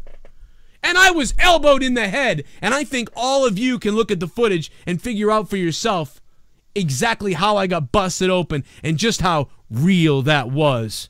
But you were playing with beach balls. Well, in Saudi Arabia, they were cheering for me. You people are cowards. I'm a champion for Saudi Arabia and for other places in the world that respect hard work. America, you don't respect hard work. All you respect is your own opinions on social media. Heel. That would draw money. That would be... Heels always used to draw the money, too, because they want to see them get their asses kicked. Right. I know that when I was, you know, prime viewing age for the Attitude Era and things like that, I enjoyed more going to boo, you know, the McMahon-Helmsley regime that they had going on. I wanted to get in Triple H's face more than I wanted to cheer The Rock or Austin. Like you said, that visceral reaction is what you want. That's what you want to achieve. I will disagree with you on that one. At least from my, this isn't a disagreement. This is just my personal perspective. I did go to cheer for Stone Cold. I did not. I really was about, at that time, I was cheering for Stone Cold. And I've always liked the heels. A lot of times I like the heels. So it didn't always work that way for me. But Jake, you're right. I will say that I wanted Bret Hart to get his ass kicked. When the whole Canada versus America thing was happening and Bret Hart was saying America was scumbags and the Canadians were talking shit about Americans and I was already cheering for Stone Cold, I was like, why are these Canadians not cheering for Stone Cold? Don't they see what's happening? And instead they cheered for Bret and they created this fucking rivalry with the fans. It's weird because I grew up, I loved Bret Hart, but I wanted to see Bret Hart get the shit kicked out of him. Like the one time I got to sit ringside with my grandmother, I booed to the point where Triple H was on the mic that he actually turned to me, like everyone else was quiet and I was still screaming, that he actually was like, "Shut up, kid," and got up on the turnbuckle and was like flexing at me and pointing because I was just, you know, scathing, relentless. I had more of an affinity for, you know, supporting the good guys per se, and, you know, just booing the shit out of the heels. I found so much joy in venting that way. You know, that's what I look forward to. You suck. That was the you know, the highlight. We know this whole country's a goddamn toilet. I was waiting for it. Like, he sounded so mad. You knew it was coming. Bret Hart sounded so mad at this country. I loved that shit. I mean, I didn't at the time. I didn't love it. I was actually getting mad at him. But like even a few years later, I was like, damn, that was good. Well, you know what it is, because you liked him so much at one point, right? And for him to flip, it feels like a betrayal. Yeah, but I started actually being like, man, he's a fucking bratty bitch. Like, why is he acting like such a brat? And then, like, the more they went with it, the more it was annoying. And then you start liking Austin, and then Bret's in Austin's way, and you get mad at that. I feel bad because, like, I want to get Bret Hart on the show someday, and I want to tell him, I feel bad, man, because you're like the only guy that, like, I loved at periods and then, like, turned on you like 3 times. Like, I turned on Bret Hart so many times. Like, I loved Bret at first, and then at some point, like, I turned on him. Like, even at WrestleMania 9 as a 9-year-old, when Hogan came out, I was like, I hope Bret Hart beats Yokozuna, you know, but I was kind of in the back of my mind, I was like, but I really wish Hulk Hogan had faced Yokozuna. But I was a Bret Hart fan. And then when Hogan came out and then won the belt, I was like, yeah! And then the next year, I sort of was all about Bret Hart all year again. And then when they got to WrestleMania 10, I started kind of liking Lex. And then Bret Hart won. And I was like, yeah, cool, I love Bret Hart. Thought Lex would win, though. And then if you ever get Bret on the show, you got to do your impersonation for him, though. That's the deal. Well, you know, Bret, Bret, I told my wife, damn it, Bret, shut your damn mouth. You know, yeah, but you falling out of love with the character, I think speaks volumes about his work ethic and his ability to deliver. That's the thing. I think that's the biggest. The fact that you hated him for the reasons when you were supposed to. Yeah. Which is weird. Is like the biggest compliment to a wrestler. I feel bad a little bit, but they did their job. There was a little bit of a detriment there because of his personality. I feel like it was easy, like as great as Brett was in the ring, sometimes it was easy if like a bigger character came along to jump on board with them. Even Shawn Michaels, I was a Shawn Michaels fan before Brett. So at WrestleMania 12, I again was cheering for Shawn. And at WrestleMania 13, I was cheering for Austin. You know what I mean? And it was like, even at WrestleMania 8, I think WrestleMania 8 was the first time I was like, because I like Piper, but I was like, I hope Brett wins. But most of the time, it always came to like, at WrestleMania, I would pick the other guy. But it's like, why am I can't believe I'm picking the other guy because I love Brett so much. So, I don't know. You are with Brett, I was with Jericho. Like, I was a huge Jericho fan. Oh, shit. And then when he came to WWE, it was great. And all right, let's, I immediately, the night he debuted with The Rock, I'm like, oh, this guy's the shit. And then I couldn't stand him, and then you liked him. And and the way he would become the perfect heel, and then the lovable baby face, and oh, he's so funny, and he's so entertaining. And oh, Jesus, I want to smack the shit out of this guy. I can't stand him. It's that same kind of, he's got to get his ass kicked now. Oh my God, he won, both titles in one night. I can't believe it. And then, I can't wait to see him lose. Well, yeah, Brett, it goes back and forth. See, Brett as a face, he just played himself pretty much. He just yelled a little bit. That's why it was like Bret Hart's, really, Bret Hart's face promos, they were just Bret Hart's own thoughts. But when Bret Hart went heel, that was epic, dude. Anybody who never saw Bret Hart heel for like that 8 months or that 6 months, he was fire, dude. That was so fucking good when he was in the wheelchair and on the crutches. Yeah. Holy shit, dude. That was so fucking good. And you had no idea that he was capable of that shit because most of the time he was just coming out there like, well, I'm gonna go out there and I'm the damn best there is, the best there was, the best there ever will be. And Steve Austin, today at the SummerSlam, you're gonna get the Hitman, and the Hitman's fans will be behind him. And tonight you're gonna feel the full execution of the Hitman, and he just say some generic thing about how he was the excellence of execution or something, and then you go out there. And it was really just Brett saying his own feelings, sort of, with the volume turned up a little bit, and it was always sort of the same thing, like, but when he went heel, and he was talking about, like, gun violence and fucking healthcare, and he didn't give a shit. Americans are scumbags and shit like that, but he still even had a little bit of, like a serious tone, you know what I mean? Because then while he was doing that, coming out of his shell, he had HBK outside stuffing the Canadian flag up his nose. So it's like, even when Brett came out of the comfort zone, the other guy's still fucking going off the wall compared to him. But no, dude, I thought that was so good. Anyway, we should let me play a couple of these donations, and then we'll take a couple phone calls, and we'll quickly hit up some more about the Superstar Shakeup. ShiBUM! Kane versus Austin. Kane bleed first, but the ref didn't see it. Then Austin bleed and lost. Ah, okay. Kane won the championship belt. Yeah, I remember that. That was the Hell in the Cell night, or King of the Ring, actually. Yeah, Jeremy, thanks for the $5. Yeah, dude, that was crazy. That was what happened. Was I think Undertaker came out, and maybe Mankind came out too. Mick Foley came back out after getting his ass kicked too, after falling off the Hell in a Cell and everything. He came out. Isn't Mankind in a hospital right now? He somehow managed to come. That's what people forget. Yeah, he came back out for that match. This fucking idiot comes out. ShiBUM. How? As it looks right now. Daniel Bryan Nakamura and Stools on the same show. SmackDown is the A show, no doubt. Maybe, but you know what, Sasha's Mouth Blood?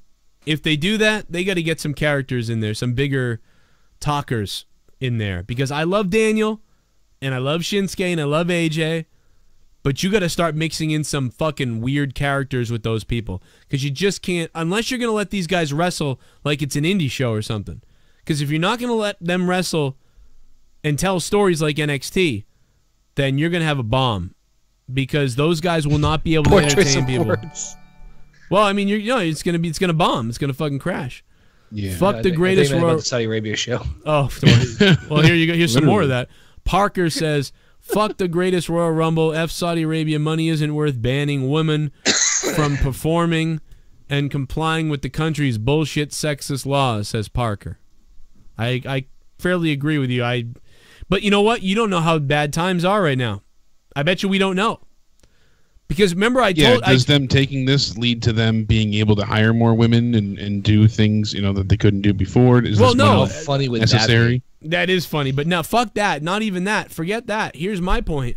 Remember, whenever you say that WWE's losing money, somebody always comes up and goes, they made the most money last year than they ever made before. And you say, okay, yeah, they hit the highest number they've ever hit before, but when it comes to expenses and what they owe and what they pay for, they're actually making or taking in less money than they were making last few years. But then, the profit margins are slimmer. But then someone says, well, how can the profit margins be like that if they keep making more money? And the reason why is because the WWE keeps opening up revenue streams, right? So let's say, let's use my YouTube channel as a fucking example. I, right now, am making the least amount of money in ad revenue than I've ever made on YouTube before. How am I still on YouTube? Because ad revenue, live donations. ShiBUM. Here comes one Man, now. Fuck all that other shit. Nakamura is going to be an amazing heel. I agree. Turn Bobby Roode heel. And there is your promo. Sasha's Mouthblood, thank you for the $5 and becoming a $5 ShiBUM. Put Bobby Roode. Well, Bobby Roode might need to stay on SmackDown to be a heel, but put him on Raw as a heel, I hope. But going back to my point, thank you, Sasha's Mouthblood. And yes, Bobby Roode must be a heel. You open up revenue streams. So ad revenue, can't survive on that. Open up live donations. Okay, we're doing a lot better. That's pretty good. Live donations are going to sustain us, hopefully, but you can't really count on them. You never know what's going to happen. We could still go under. I'm scared. I don't know if I can. I'm going to have to get a couple jobs. I'll have to do less videos. Open up Patreon. People give you a certain amount of Patreon and money, and now I kind of know what we make a month, plus the live donations, plus that. Now I'm going to sell T-shirts, right? All those 4 things that I do. Sell T-shirts, live donations, Patreon, ad revenue. All 4 things. So even if you lose one of them, you can still make money. And that's what WWE is. They're opening another. So every time they lose money in something, they open another ad revenue, right? Another way of streaming money into the company. So it's like plugging the holes on the ship as the holes in the boat are making the boat leak. They keep plugging the holes. That's what they're doing. Opening up another revenue stream. So even if house attendance drops, even if ratings on television drop and money goes down there, what does WWE do? Well, let's start streaming something on Facebook and having ad revenue over there. Okay, we've never done that before. Let's do that. We got to deal with Facebook. They take money from Facebook. They opened up another revenue stream. Let's go to Saudi Arabia and make this big deal over there, and we'll have different sponsors that we never had before. That's opening up another revenue stream. Even though in America, the seats are emptier than they have been in many years, in a long time. They've opened up revenue streams, so they're deceiving you.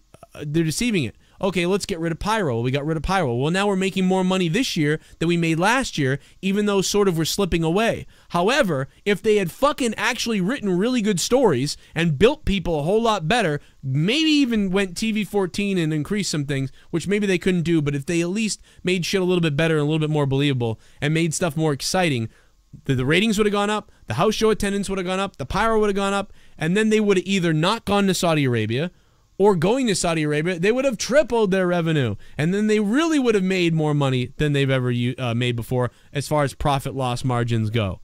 I mean, that's what happens. But instead, they're able to, like, quickly think on their feet, just like the writers are.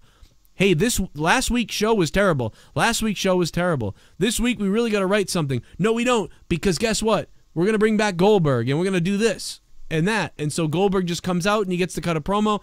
Easy for the writers. So it's another Band-Aid on something. They really didn't have to write anything. I don't know. I'm babbling on. I'm going on fucking rants here like crazy.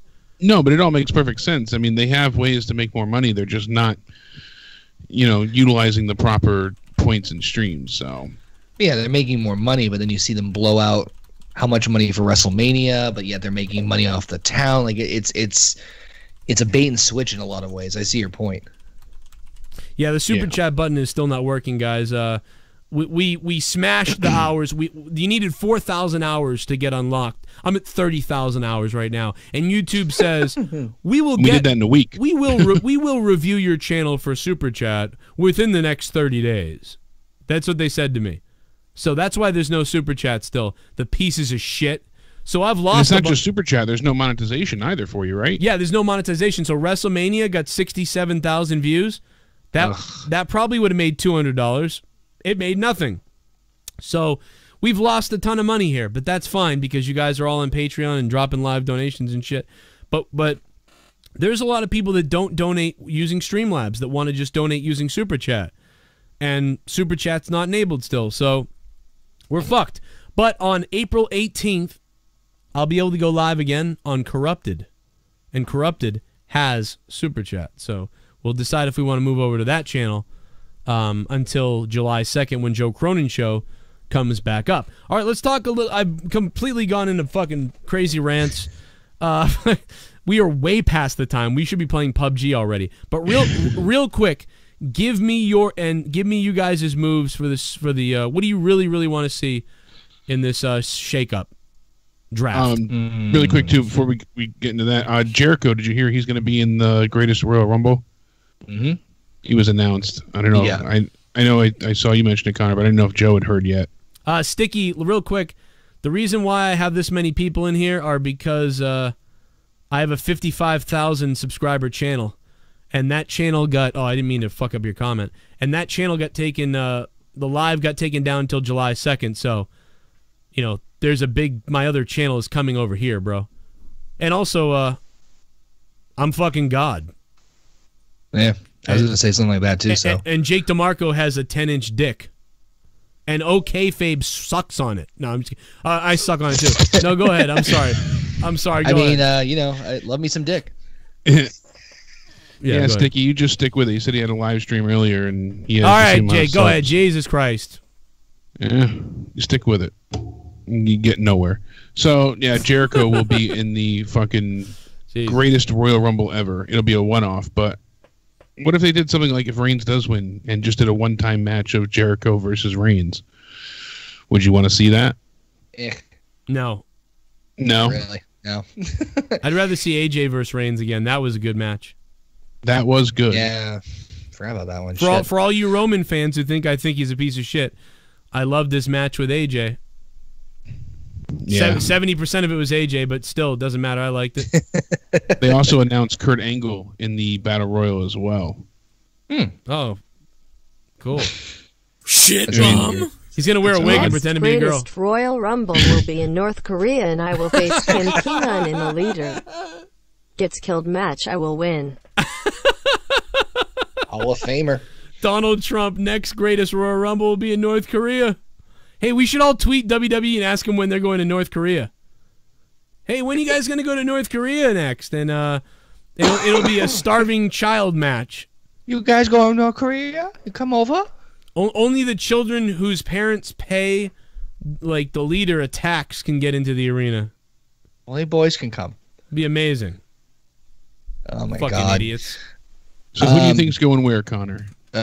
Off the top of my head, if I was me, I would send at least Becky Lynch over to Raw and Bayley over to SmackDown because I think they need to be switched up. Maybe another pair of women like, I don't know, Sonya Deville from Absolution over to SmackDown and Liv Morgan to Raw to break up Absolution and the Riot Squad because they're fucking done. I'm done with those. I'm done with that.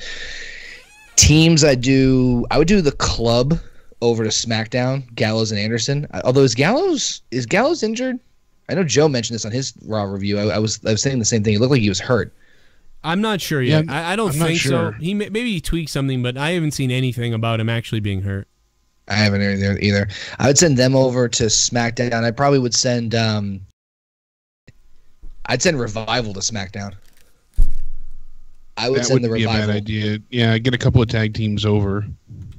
Put Revival with a New Day feud. Fucking sign me up. Yeah, that would be good. I can't help but feel like they're going to take Daniel Bryan and move him to Raw. No, that'd be dumb. It would be dumb, but I'm telling you, I have a thinking, suspicion that it might happen just because they're desperate to boost Raw's ratings. No, I think it. No, that'd be such a stupid idea. I'm not agreeing with it. Like Becky Lynch, I think that's a great move. I'm hearing Asuka's going to SmackDown. SmackDown, and then I heard Asuka's not supposed to wrestle for another couple weeks either, till like the very end of the month. She's going to have a little bit of time off. Which is smart. Bobby Roode to Monday Night Raw, as you said. Only if he's a heel. Well, I heard that that's in the works as well. Yep. People had said Chad Gable and Shelton Benjamin to Raw. I wouldn't. I would leave them, that. and like you said, bring over the Revival, and you know, I would have them stay where they are. I would get. Well, I mean, if you're gonna keep Bray and Matt a tag team, you might as well. You got to do at least one, I think, tag team switcheroo. Plus, you got Authors of Pain now over on Raw. We're assuming that everybody from NXT is staying where they're at in terms of their call-ups this week, because I don't think they would do that much of a switcheroo. I would definitely send both Randy Orton and Baron Corbin over to Raw. You would. All right, Randy Orton and Baron Corbin. See, I would keep them in place. I would send Rusev and Aiden English. No, I think Rusev's more over. No, I don't think Rusev would do well over on Raw. I think that SmackDown's right where he needs to be, because look how well he did on Raw the last time around. Yeah, see, I think Rusev, if he got into a good feud with The Miz with a face turn, I think that would elevate him nicely. I would send Miz and the Miztourage over to SmackDown. Yeah, people said if Daniel Bryan doesn't move, that's the way to go. I mean, that is money to have him and Daniel finally have that big feud that they've been teasing for a long time. I've also thought myself that Finn might find a new breath of fresh air on SmackDown. Either him or the big name that I would switch from Raw over to SmackDown, and this, I think, if I had to choose any of them, would be the big one, would be Strowman. Strowman's faced everyone on fucking Raw. There's no one left. Yeah, they're really, as much as I don't want to see him off of Raw, because he's the one thing I look forward to there, yeah. I mean... Come on, yeah. Strowman, who else is AJ, there for him to face? Strowman, AJ, Strowman, Nakamura, Strowman, Bryan. Yeah, Strowman, anybody at this point. Basically, Brock Lesnar light. Because, like you said, he's gone through the entire Raw roster, even Kurt Angle at this point. Maybe he can go and fight Paige. What about Elias? I think he's good at just staying with his gimmick. He doesn't really need a feud with anyone. He can kind of just be inserted naturally into like the setup of matches and be okay still. He's been amazing with his performances and his delivery. I have a very weird feeling that Elias is going to turn into one of the guys like a Strowman, where he's not going to get a title, but he's going to be floating around there in that area. You know what I mean? Yeah, I could see that. I mean... I think they should focus more on tag teams on SmackDown, like you said. That makes sense. I think Raw's lacking mid-card talent, and SmackDown's lacking top program talent. And I think that's really where my they need main stars and they need more tag team. Raw needs more mid-card. I agree with you there. So I personally would move Rusev over. I know you said no, but Luke Gallows, Carl Anderson, and the Revival. You know, send them over. Send Balor over as well. Then you could even have Balor Club do the New Day angle that they briefly got, you know. I think, honestly, that's a tough call, because I don't know if I would want to have AJ, Balor, and the club all in one group and all in the same show. It's tricky, unless you turn... Actually, you could do a whole storyline that way, though, where you do a power play much like they're doing with the Bullet Club now, in terms of like, oh, who's the true leader? Is it Styles or is it Balor? And then doing a whole blowout that way. You could very easily write it, very easy program that way. Oh, Nakamura just attacked Daniel Bryan. It'd be so dumb to move Bryan to Raw. Also, if they move him to Raw, Roman is officially done. If they want to try for the 43rd time to try and get Roman over, moving Bryan to Raw wouldn't be smart. Sasha's mouth blood. Yeah, $5 donation. I'll tell you what, though, Sasha's mouth blood. Thanks for the $5. If they did move Roman over to Raw, if they did make Roman heel, like I was saying, they would they would really want to choose his adversary carefully, because whoever it is going to become massively over if they make if they talk decent. Like that's your main event. That's your Mania main event, though. If you're gonna do what you just said, Joe, and turn Roman heel in that, Bryan's your guy. As much as I love to see Bryan in other big time matches, there's not going to be. I don't think not going to be anything bigger. I don't think they'll go near Bryan for like a long time, and you know, like I don't know if they move Braun over to SmackDown, I could see them taking Bryan because that's one huge attraction for another in the form of faces, and then we do get him and Roman. You know, well. It's too bad that they don't get a little more time because I'd like to see AJ and Nakamura, you know, go at it for a while, and then AJ drop the belt to Nakamura, go to Raw, or maybe AJ will go to Raw with the fucking belt. I mean, I don't know, but if AJ, honestly, because AJ versus Roman would be pretty badass. But dude, think about Samoa Joe. I just was about to say him. Like Joe going over to SmackDown would make a lot of sense. But also, but Samoa Joe versus Roman would make a lot of sense too if Roman was a heel. I mean, I know Joe. They want Joe to be a heel though, so it's like, you know, I don't know. But when Samoa talks to fucking Roman, he could really go after Roman as a face. But I don't know. It's confusing because see, there's not. That's one of the biggest problems in the company right now. Is again, everybody's like middle of the road. Like everyone's like a 7 out of 10. Like we need somebody who's like a fucking face. But it should be Bryan, I thought. But it won't be because they don't trust him. I don't think 100% to be in those areas, but it should be Bryan, or they need somebody who can really talk as a face to go up against Roman. What are they gonna do? Yeah. I mean, everyone's like a 7 out of 10, but if they flip Roman, he won't and make him a full on heel. He could be a 9 out of 10 heel. He would easily be the best heel in the company. But then you got to find the 9 out of 10 face. You got to find the face that's equal to that. That's Bryan. Well, plus not only that, you have to build up opponents for him in the mean run. Yeah, in the meantime. Yeah. So if you've got Bryan down the scope, you need to have other baby faces that can line up and challenge him. Well, that's why I said like Orton sent him over to Raw, because if you're not going to utilize Lesnar a whole lot, Orton's kind of same thing, like kind of like a middle of the road.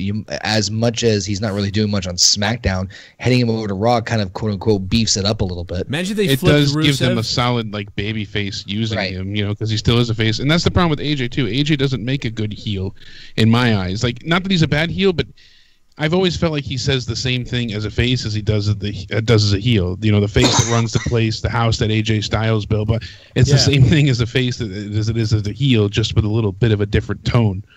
I prefer him as a face. Yeah, not a fan of AJ's on the mic. I'm not a fan of AJ on the mic. I'm just not a fan of him. He's okay. He's good at coming out and saying. He's not bad, but he's like a hockey player. He comes out and just says, like, you know, we're gonna win the game tonight. He's like Bret Hart when Bret Hart was face. You know, he comes out and says what he says, and you're like, okay.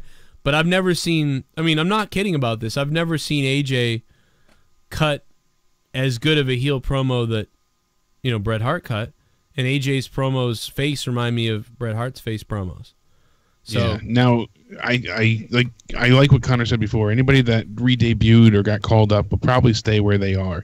Bobby Lashley, you know, all the people from NXT.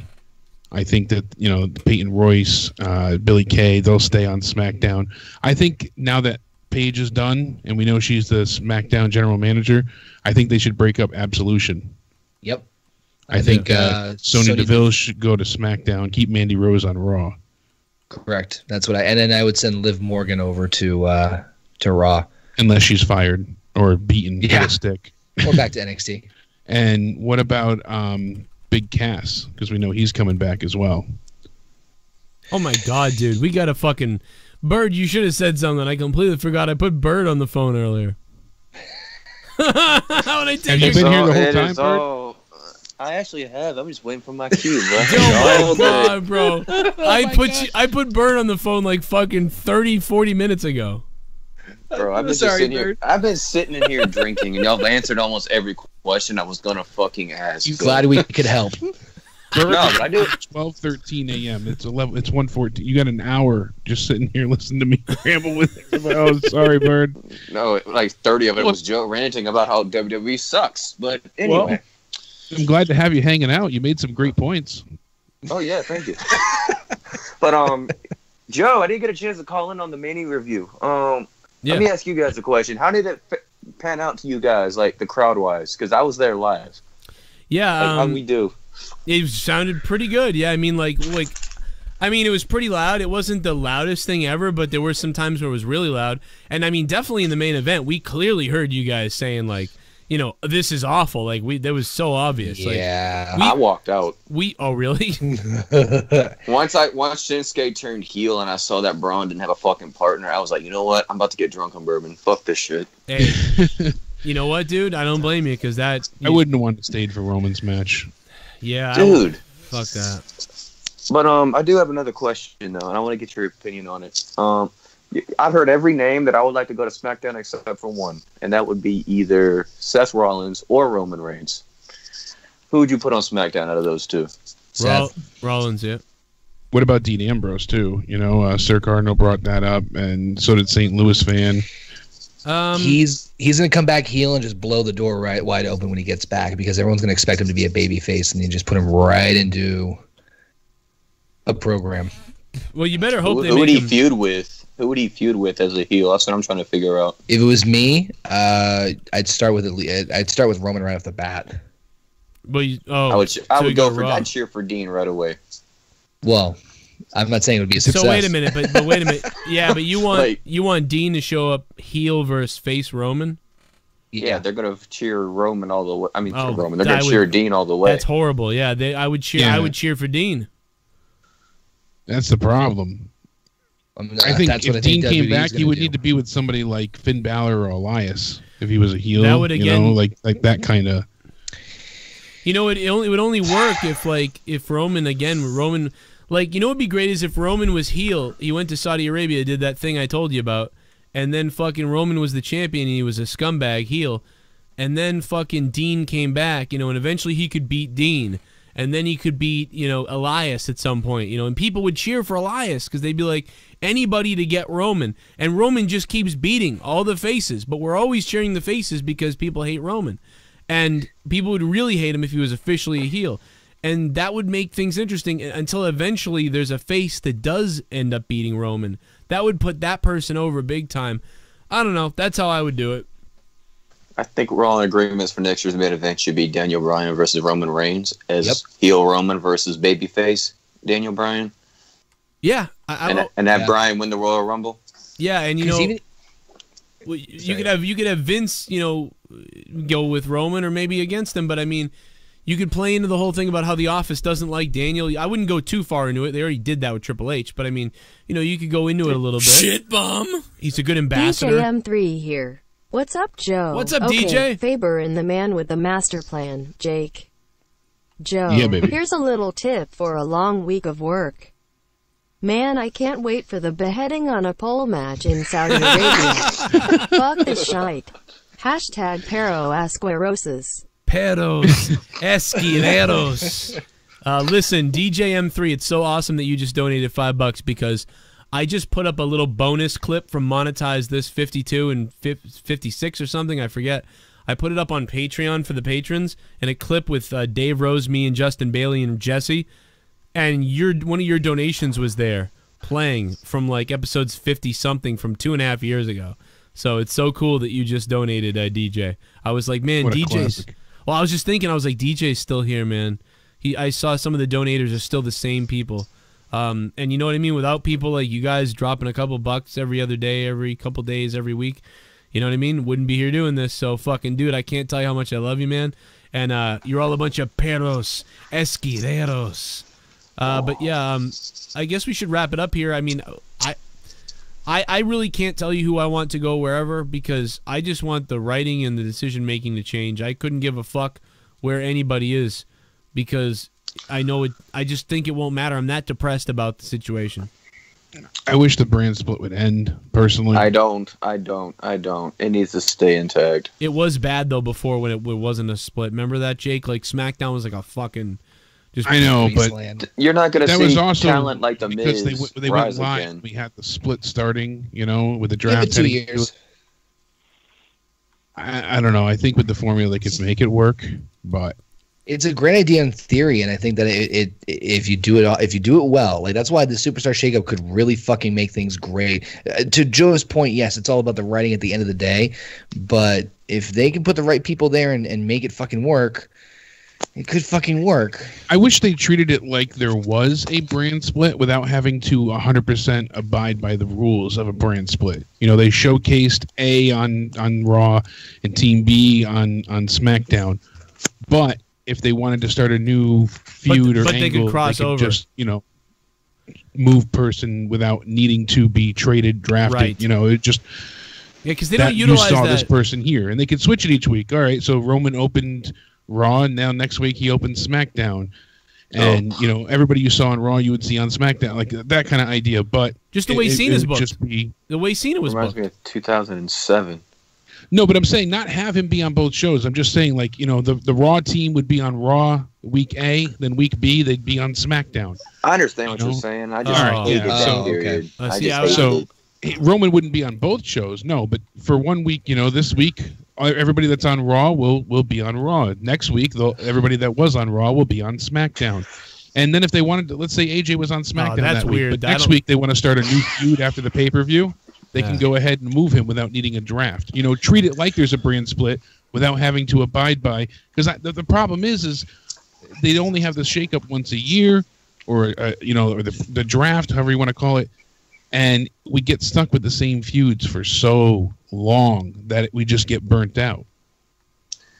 Yeah, I think that would still be the same way. I really think that they should just make it sort of unofficial. Like, there's Raw and SmackDown, and there's people assigned mostly to Raw and SmackDown, but they're not necessarily assigned. They can go to any show no matter what. Exactly. I got a question for y'all. Who remembers y'all remember the 2004 or 2005 draft? No. Yep. I do. Okay. I wasn't watching at that time. I hated it. Unfortunately. Oh shit! I hated that time. That was my favorite time to watch. That's when I first started watching. That was right around when I was like really getting hardcore into it. Dude, I started watching 13 when I first started watching. I started watching WWF in 1988. So like, I mean, Jesus Christ! I stopped like 2006 ish. Dude, think about it. Like I was 5 years old. I kind of wish the next draft would be like it was in 05. Like, you'd have your random matches. Like, you don't know who the fuck is coming. Like, let's just say you have, like, Finn Balor show up on SmackDown during a Daniel Bryan or a Rusev match or something, and that's how Finn makes his debut. But the reason they did it that way is that they made it special, because the draft in 04 was like the lottery draft where they just put numbers out of, or names out of a fucking thing, and they made it feel special.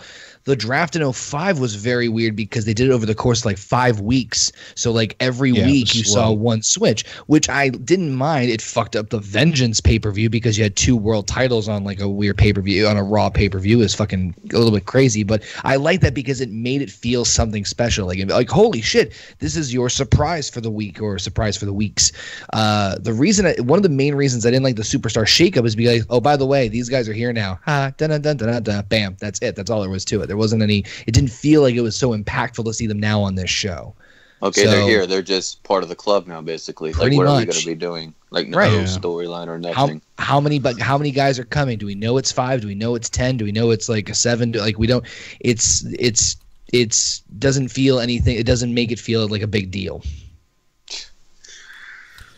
I hope they do it right, because I said last Sunday night I'm done with this product. If they fuck up this shakeup, I'm giving it one more chance. One more chance. The shakeup will work well, and we'll be happy for a little bit. Well, that's what we're here for. We'll be happy for about 3 weeks. You know, just to see new things, new feuds, essentially. You know, not all new, but we'll get some good out of it. It'll be more good than bad, I envision. And then we'll, you know, the newness, the honeymoon phase will wear away. And then we'll be back to, okay, well, why are these two fighting? Why are these teams going for the titles? You know, we'll be back to taking bleach shots. Fucking Jeff. I just gave Jeff 94 shit. He goes, there goes Joe bragging about how long he's watched wrestling again. It's actually it's shocking to me how long. I mean, it really, like, when I think about it, it's like, holy fuck. My point in that was saying that, like, when you watch wrestling that long, there's always a period like of a year or 6 months, where you drop out.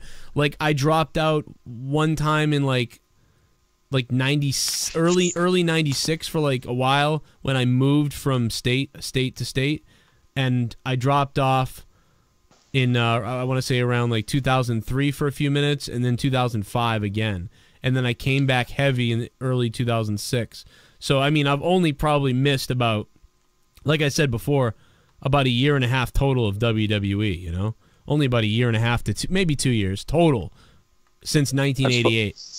That's funny you say that, Joe, because I was watching from the time I found it in 03, and I dropped off all the way up until 2012 when I just realized booking was just becoming a fucking abysmal.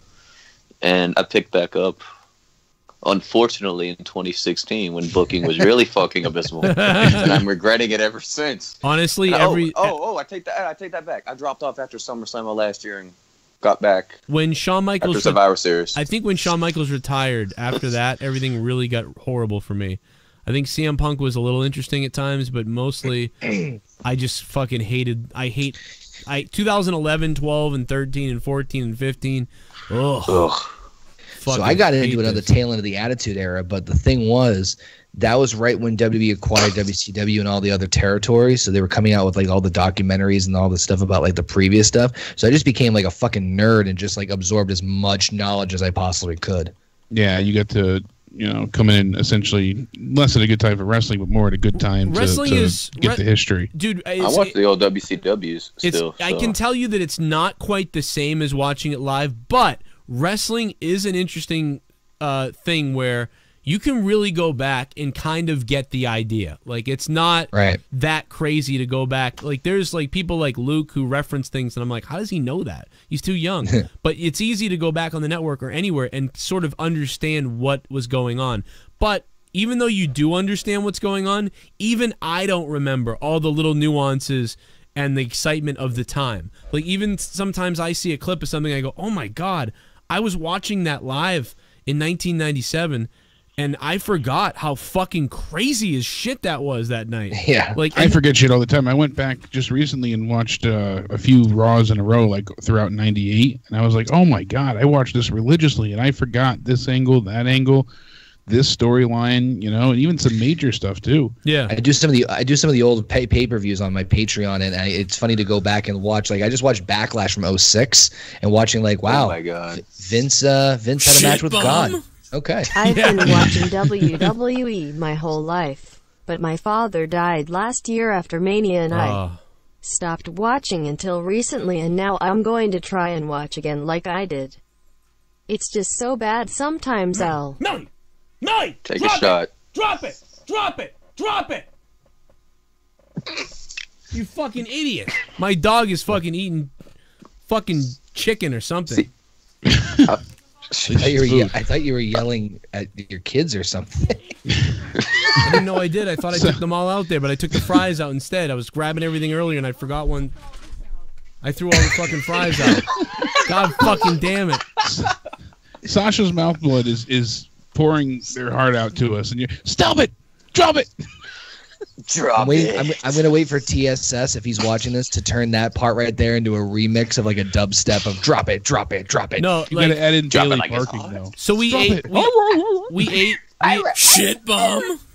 Toss up Joe, who's better in bed, Billy Kay or Peyton Royce? I'm going Billy Kay. I mean, I'm going Peyton Royce. I think Peyton Royce rubs her forehead on a cock.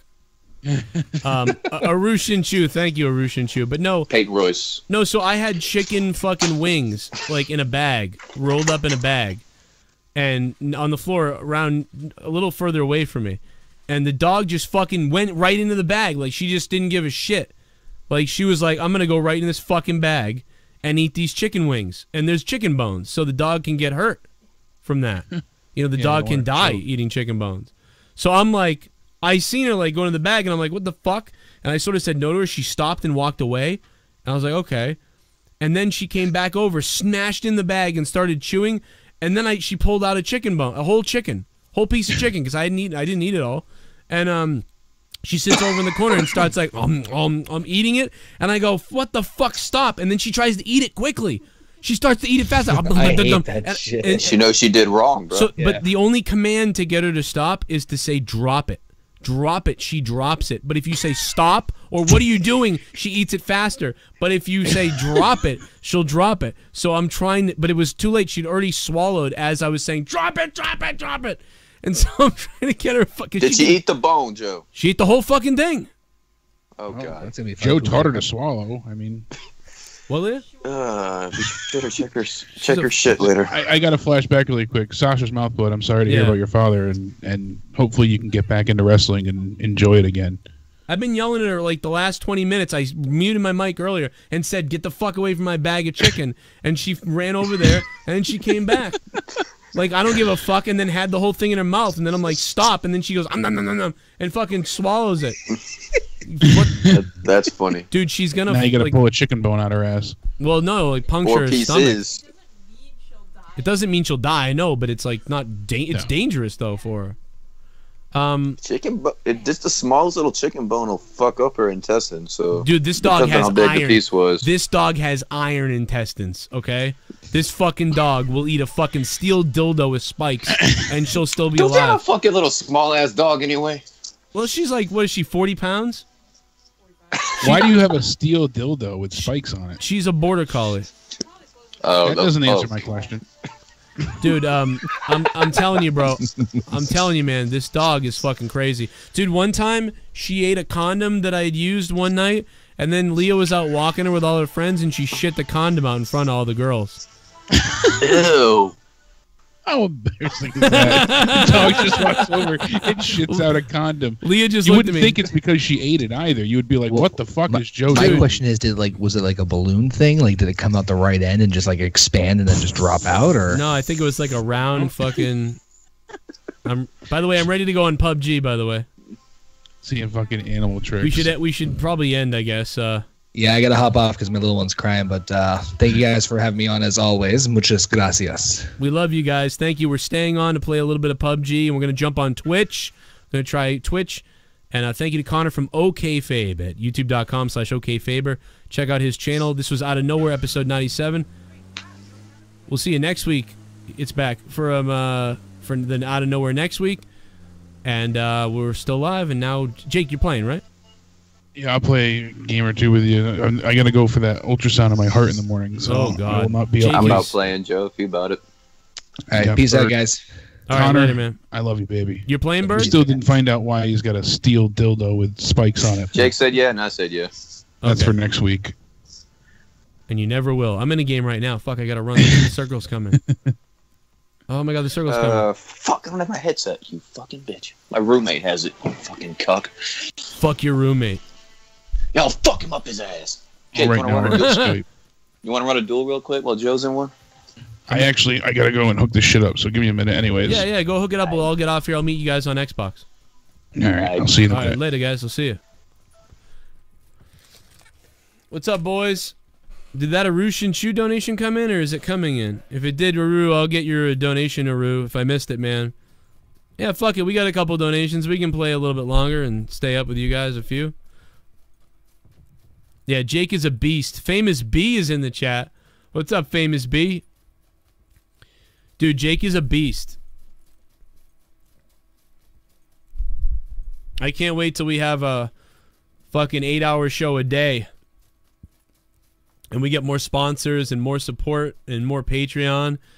And then I can just buy Jake a fucking vaccine that he needs or something. Drop that ass. I'm going to be jumping on Twitch in a second as soon as I get a free hand to set the settings on Twitch. And then I'm going to need every single one of you guys to come over to Twitch with us. We need to get those numbers up again now that we missed a few days because of those fuckheads banning me over there.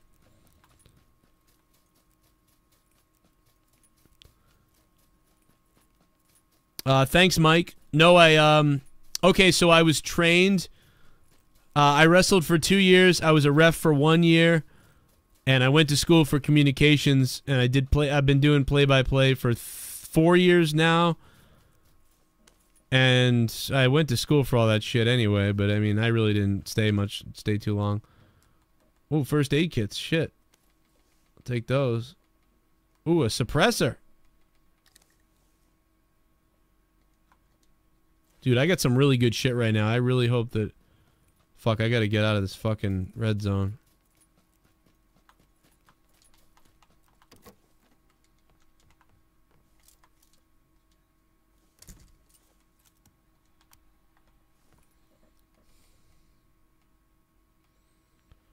And yeah, so I mean, I've got whatever. To be honest, I really didn't talk to Impact Wrestling last year. I've talked to WWE more than anybody else before, and that it just hasn't worked out, I guess, for whatever reason. One time was going to be for some like desk job thing. I think it was going to be for Sam Roberts thing, but they hired Sam Roberts and what's his face instead? The guy from Hot 97 or whatever his name is. I applied for all that stuff. They told me to apply and I did. And then they were like, "What radio station do you work for?" So like they knew that I was just on YouTube with a podcast, and they were like, "Yeah, definitely, like here's the thing, like send it in and all these things." And I did. And then they were like, the people that told me to do it told me what to do, and then I did it. But then when I got to the when I got the phone call, I was like, they were like, "So what radio station do you work for again?" And I was like, "Oh, I don't." And then that, like, you could tell right away, they were like, "Oh." And they were even like, "Oh, you know, I think we recognize your voice too. Like, are you on the radio in like New York or in Connecticut?" And I'm like, "No." And then they were like, "Oh, okay. Well, where are you a part of?" And I'm like, "I'm not." And then they were like, "Oh, okay." And then it seemed to go, and then it kind of seemed to go south from there. All right, baby. I'm hiding, baby. What's up, D Wells? Thank you, D Wells, for everything tonight. I'm gonna get Jake and everybody in here. I gotta fucking get moving though, real quick before I. There's only 27 people alive, man. I gotta fucking try to win this, and then we're gonna go over to Twitch in a second. But yeah, if we can get like 100 of you guys or 200 of you guys, if everybody commits to jumping over to Twitch, we can tear it up. But I'm not gonna put the links in the fucking chat because I think that's what fucked us before. So it's twitch.tv/Joe Cronin JCS. You should know what it is. Fuck, I don't want to be here at school. Oh, fuck. I'm fucked. I gotta run around the school now. This is so stupid. Oh my god, there's a fucking box right there.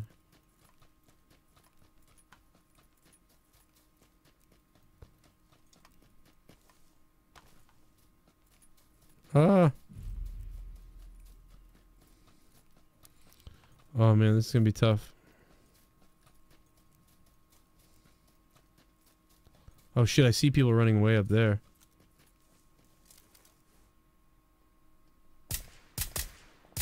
Oh my god, look at that guy.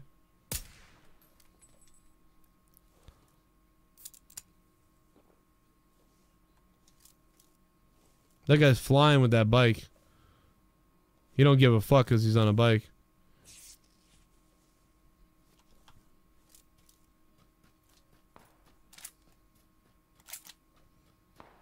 He's like, fuck it, I'm on a bike. I don't give a shit.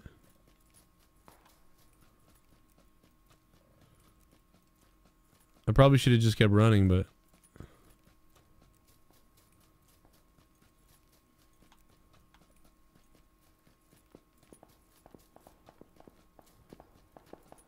Man, Jake's probably like sending me messages right now like, what's going on?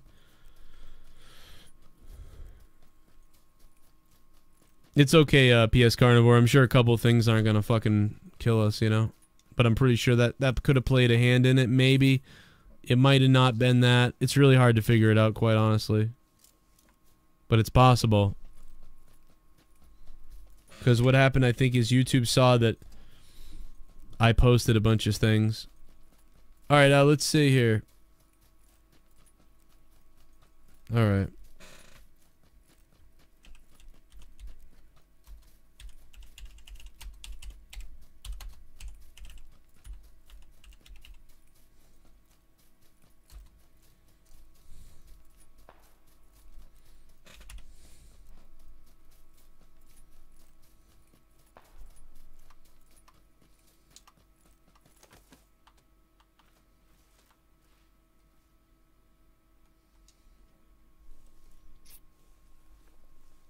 All right, I'm going live on Twitch right now. Boom. What's up, Leah?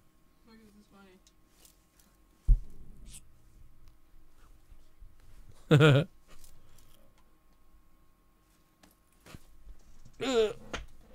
actually hope Philly wins.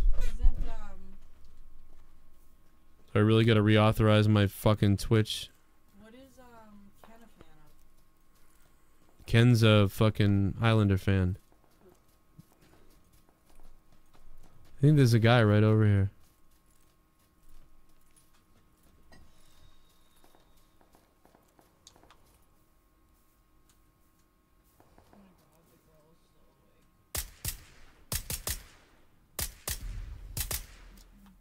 Fuck, I didn't know the circle was here. Son of a bit. Oh, I'm gonna die. I'm never gonna make it.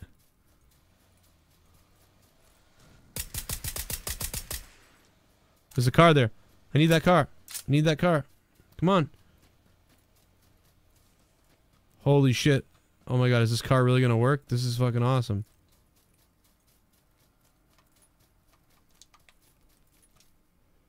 Take a fucking health.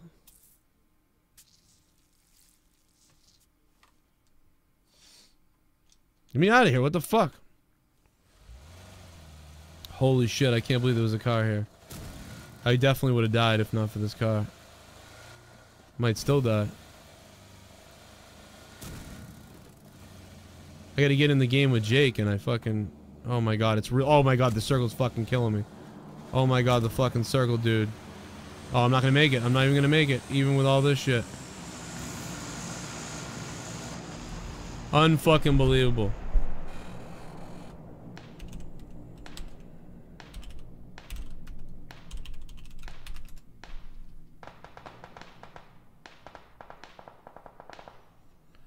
Incorrect username and password. Where's my fucking... Why isn't my password working now? What the fuck? Dude, I have no idea what my fucking password is now.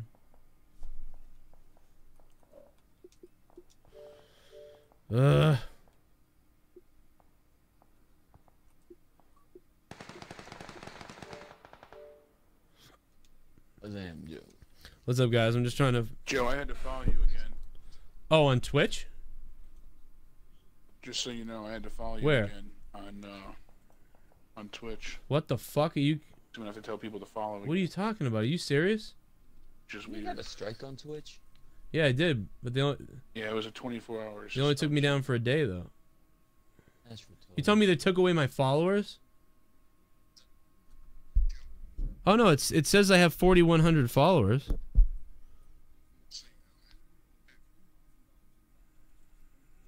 Yeah, on Twitch we had to follow you again. And just so you know, we can't hear you in the... Yeah, I can't hear him either. I was about to just I say can't hear that. you in Is the it just Xbox me? chat. What? Hold on a second. I have the stream on in the background. I can hear you, but I can't... What the fuck is going on? Party. I can't hear him at all. Why the fuck isn't my Twitch fucking synced up? Hey Jake, are you... Can you hear me now? No, I'm not. I'm backing up. This game's fucking dead. Can you hear me now? Loud and clear. Jesus. Well, yeah, it's weird. I still have a ton of followers. I got 4,100 followers, so... Yeah, I don't know why, but maybe because I was in the room when it happened or something, but I went and I searched for you, and I couldn't find you, and then your icon was just a green square, and now it shows your animated things. Maybe you had to sign back in with your password for it to work? Yeah, maybe. Like maybe because you weren't signed back in yet? Maybe that's what it is. I don't know. I don't know how suspensions work. They don't really tell you. It's kind of a fucking mystery. I'm just trying to get on Twitch now, guys. It's taking me a second.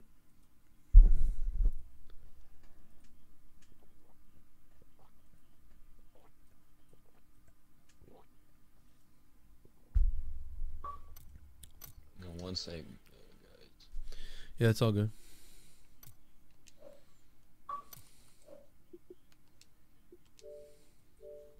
I'm trying to set this thing to invite only. What's up, everybody? What's up? What's up, TK? I'm cool with you, man. Yeah, dude, if you want, bring it on, man. sent D Moon an invite, but I don't know if he's around. He just said he was home on the Xbox. Yeah, he's on. He's just been silent. He's been at home for the last 20 minutes though. D Moon, if you can hear me, join the freaking. D Moon, if you can hear me, suck me off. Oh, what a day. I hear you there. What have you been up to? I've been off work these past 2 days. I've been catching up on freaking housework and shit. That's worse than work sometimes. I walk to work though.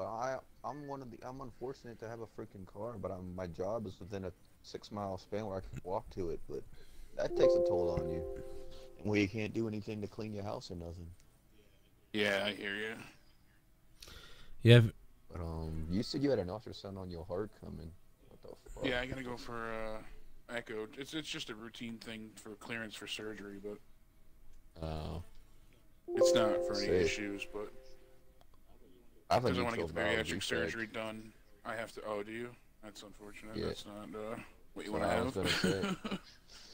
I was gonna say I had to had up to 4 because my wrestling coach found out about that issue and couldn't clear me because he thought I was he thought I was a liability, and I couldn't compete for a good 3 months. I took 5 different tests. You got cleared since then, though, right? Oh yeah.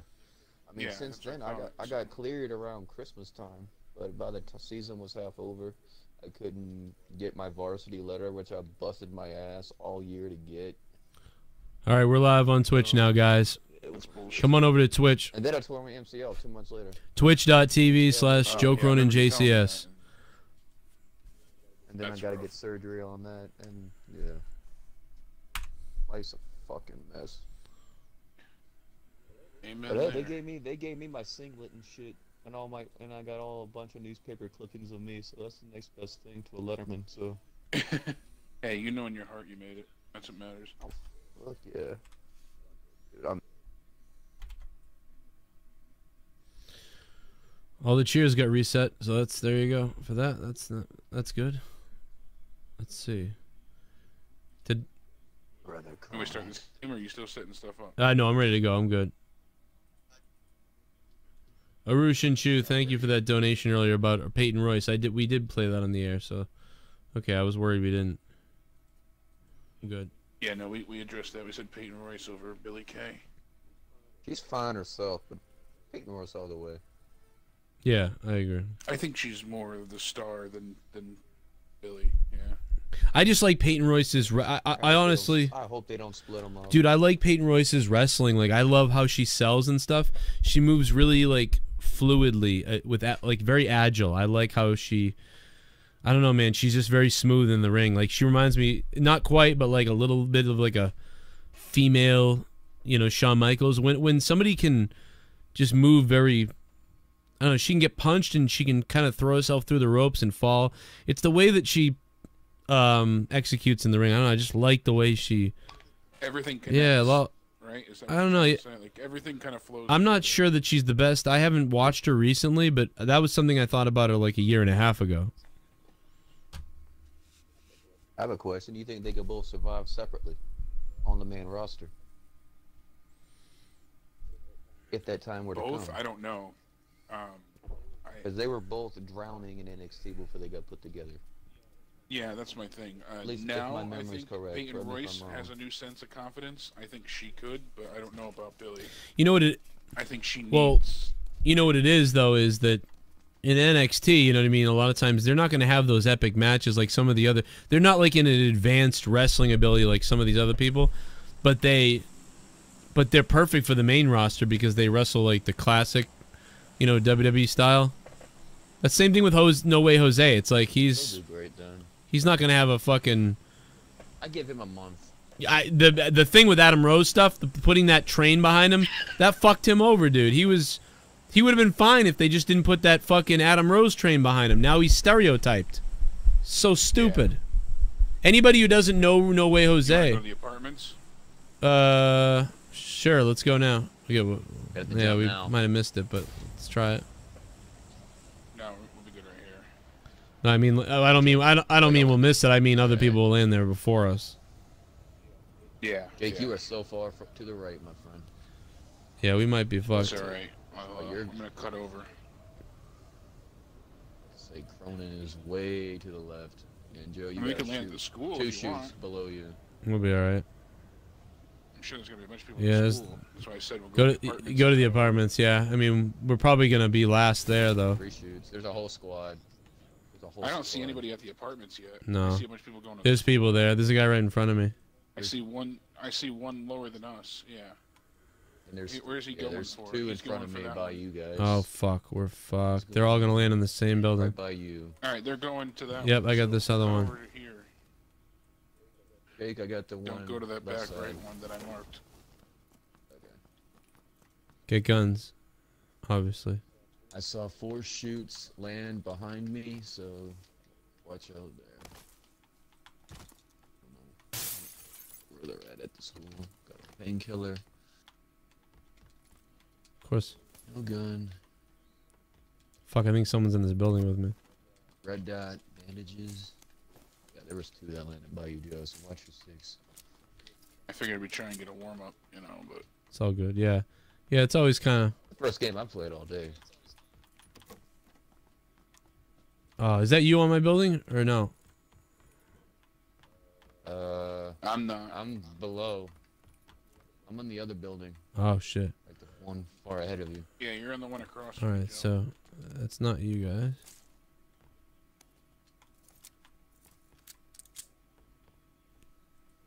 Jesus Christ. What's that you Not a single freaking gun. running next to me? Fuck, man. Uku's bandages, but no gun. If anybody comes up here with a better gun, I'm fucked. Fucking sucks.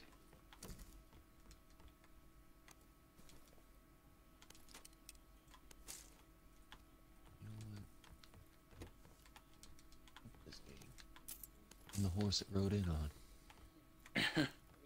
I think it was Mike in the chat before that said, "Want to join Valor Club?" And somebody said, "No, that shit's gay." You know, he was saying. I'll join Valor Club. Valor Club's the shit. It's just because of all the rainbow I was marking stuff out for him at Mania, bro. Him and Seth. Like that was probably my favorite match of the night. Rewatched that match was as my well. favorite They match really, of the night, they actually. really did a good job. That and the Oscar match. My 2 favorites. And then it went to shit, in my opinion, from that point on. Yeah, the opening match was good. It just because it was an opening match and a triple threat, it didn't sit as well with me. But I mean, it was good. It was a really good opener. It was perfect for the opening. I was like, that's how you start Mania. That's cool. That's what I was thinking. I was like, oh yeah, that's how you start Mania. Good opening match. And then Asuka and Charlotte, let's see them tear it down. And then Much love to the JCS family and well wishes to Joe and Jake. no, If they had another 10 minutes. I like what they did. I still give it like maybe a 7 out of 10, but I thought it could have been an 8, 9, or 10. I wanted an amazing match, and I didn't get it. Renegade Joe Compton. Holy fuck, Renegade. Thanks for 500 bits, bro. Someone's here. Someone's here. Someone's here. I hear it. I'm looking for them. Which one of y'all said yo? Oh, here he is. There's somebody above me. Ooh. I got a M4 over here. I need a backpack. I just picked up. Like, desperately. If anybody found one, that'd be freaking awesome. In my building, there's a few backpacks. I just fucked up this guy's car. I'm coming over to you, Bird. Guys, he's out here. He's probably behind me. In my building, there's a few. Yeah, he's right behind you right now. Where I don't see him yet. I'm coming out, right Joe. Behind you. Where's Literally he right at? behind you. He's up on the hill here. Heads up. Put fire on. I only got 10 more shots on my pistol. I got nothing. Oh, he shot me. He's looking at me. Shit. He almost got me. Careful. Give me a number. I'm down. I'm crawling to the right. All right. Get over to me. I'm trying to get around the side of the building. Yeah. Where's he at? Behind you. Behind you. They're Joe, still I up on almost the got him. spot there. Oh, shit. Jake, crawl to me. Joe, right in front I'm of working you. on it. To your left. Oh, shit. They're right directly in front of us. I didn't know there was another guy. I got him. More coming. More coming. Joe's down. It's okay. Keep backing off.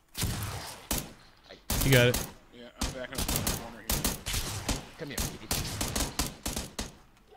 It's up to you to get us. Oh, there's more too. No, they're around the corner. They're picking us Oh, up. everyone. There's so many people, dude. Oh my. Oh, you just took it in the fucking face, bro. That was fucking crazy. Holy shit. I couldn't get them all. I couldn't get them. I never found a weapon. Two of them and I ran out of Dude, ammo. I never found a weapon. I had a fucking pistol. That whole building, pistol. I only downed the one guy. Damn, bro. I'll take that. I did good for Yeah. I didn't kill That's what nobody. we wanted, though. We got some target practice, kind of. What's up, metal fan? Yeah. Oh Dude, shit. if I didn't know Famous B. If I didn't see his boyfriend there, the third guy, I would have got both of them. And then I'd have got. I don't even know if y'all died right away. Yeah, I died. I didn't know Famous B got to do PWG. That's cool. Oh, Caveman Austin, what's up, Caveman? Thanks for subbing to the channel, Caveman. We need all the subs we can get on Twitch now. Thank you, bro.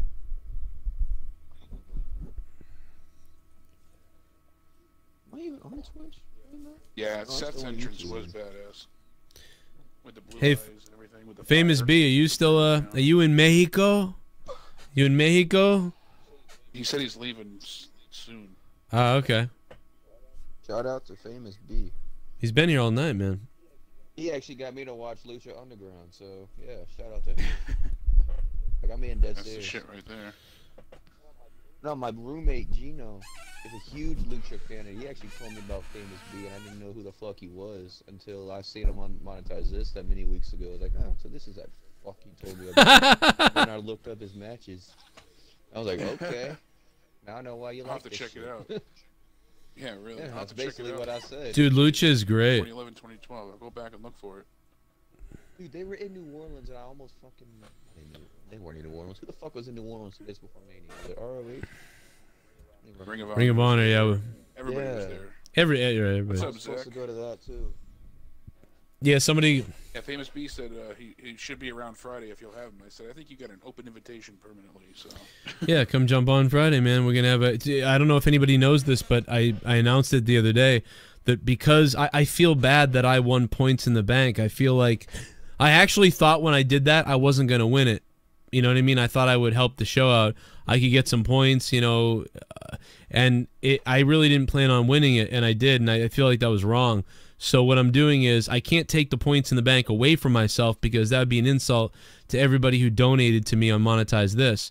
So what I'm doing is this Friday, not only is the belt on the line, but the second place person, as long as it's not me, if not it goes to the third place person, the second runner-up, the runner-up will win.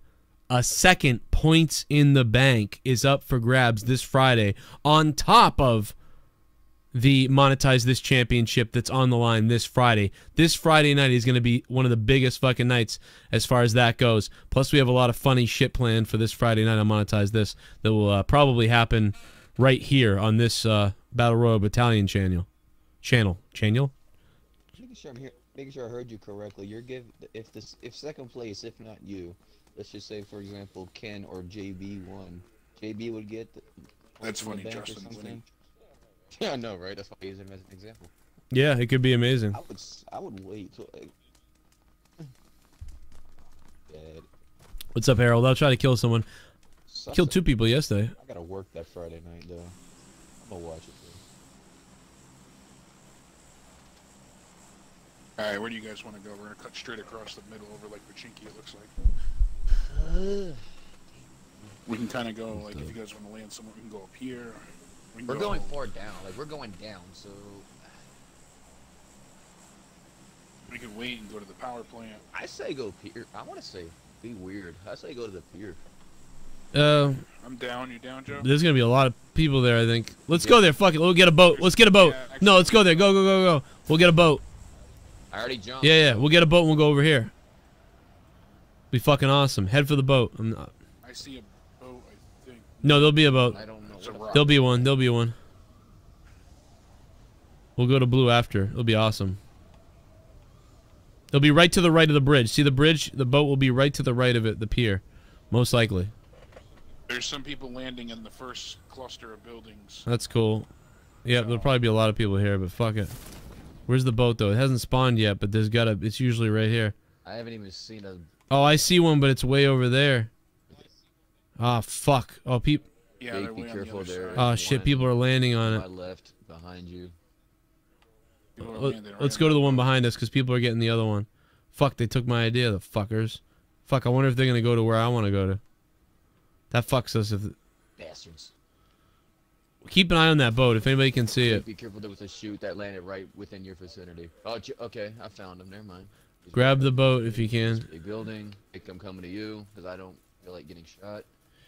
Yeah, Bird, there's a guy in here with us. That's in the Yeah, big no, I was building telling you, there. he's in this building right here. I got a gun. So watch your 6. Joe, watch your 6. How far are you from this? I got a gun. Yeah, Joe's over there.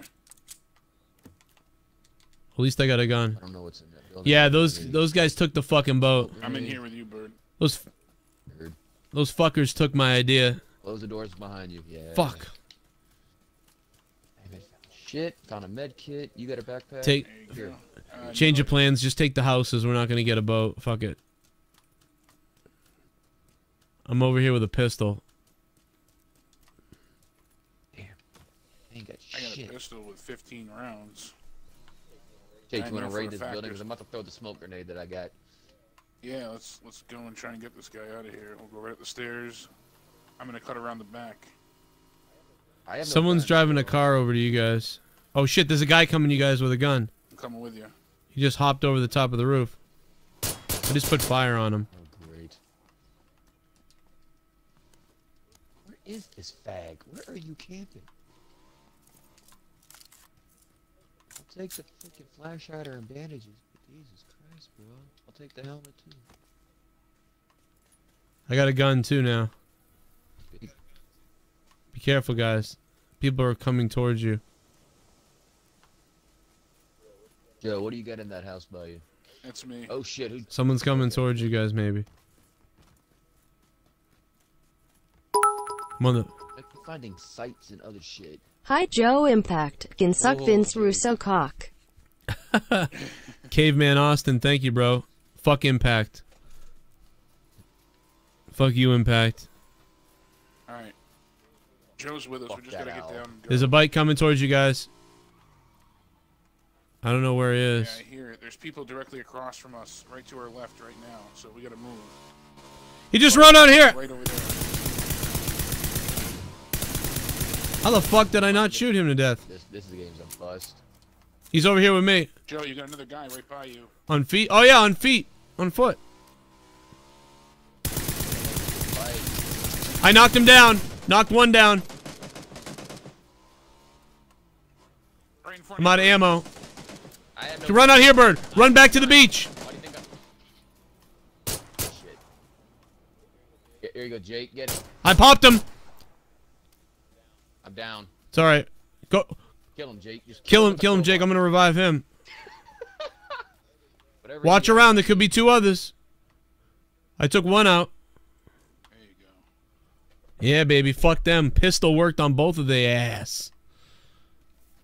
He's got an M16 and a pistol. Good. Grab it. I got 10 shots in one and 4 in the other. I'm gonna go run up here this way. Yes. Yes.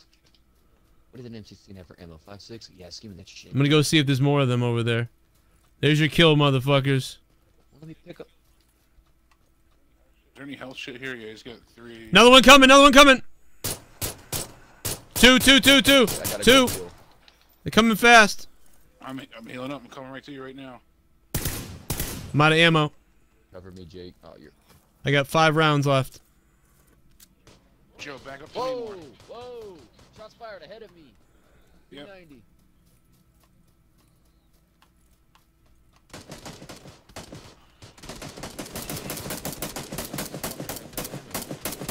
Behind you! Behind you!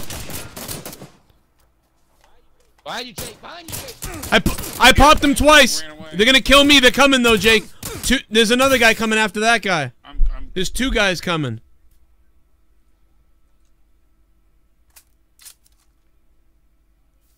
Grenade. Oh, nice shot. Yeah, I know I was fucking A. Nice shot. There's one more. There's one more. Kill him. He's not down. You know what? I'm getting him. There's one more. Fuck you, bitch. can see around the corner. I'm better at this fucking game. Let's fucking go. I got a good feeling about tonight. Good job. You can't believe Good. Joe Did you died. get That's No, it's so okay. Hey, be careful. There's one more. Watch it, Bird. Watch it. Now I got struck. Come to me. No, fuck. He's coming. He's around the corner. Go get if you. He's travel out the loot and get that M16 that I had. There he is, right there. Yeah. He had a I crowbar. had nothing. I had no health, no ammo, no nothing. Yeah, I had a crowbar. Yeah, I kind of had to die. When you guys were under attack by them, I went on top of the rocks. I dropped down behind them. So, I mean, I killed one of them, you know. So it was like, all right, I shot one of them a couple times, and then you killed the other one. So, I mean, I kind of had to do it. I had to flank them, you know. It was the only chance. Yeah, no, you did. It was close, though. Fuck, I meant to hit Troy. Troy was hitting me up to play this earlier today, and I was like, oh, yeah, I'll be on later. Damn it, Troy. Piss us all off. Waiters now. Where's he at? Come on, Todd. Come on, Todd. Everybody on YouTube, we're going to be going over to Twitch, so please jump over to Twitch and watch if you'd like. Let's see who's leading in the bits department. Look at that. Renegade Joe Compton got the gold medal. Caveman Austin with the silver. And there's an open third place spot for somebody.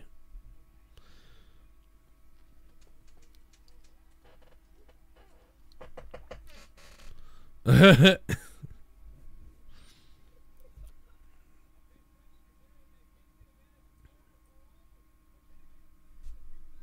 it, I'll game until we get him though.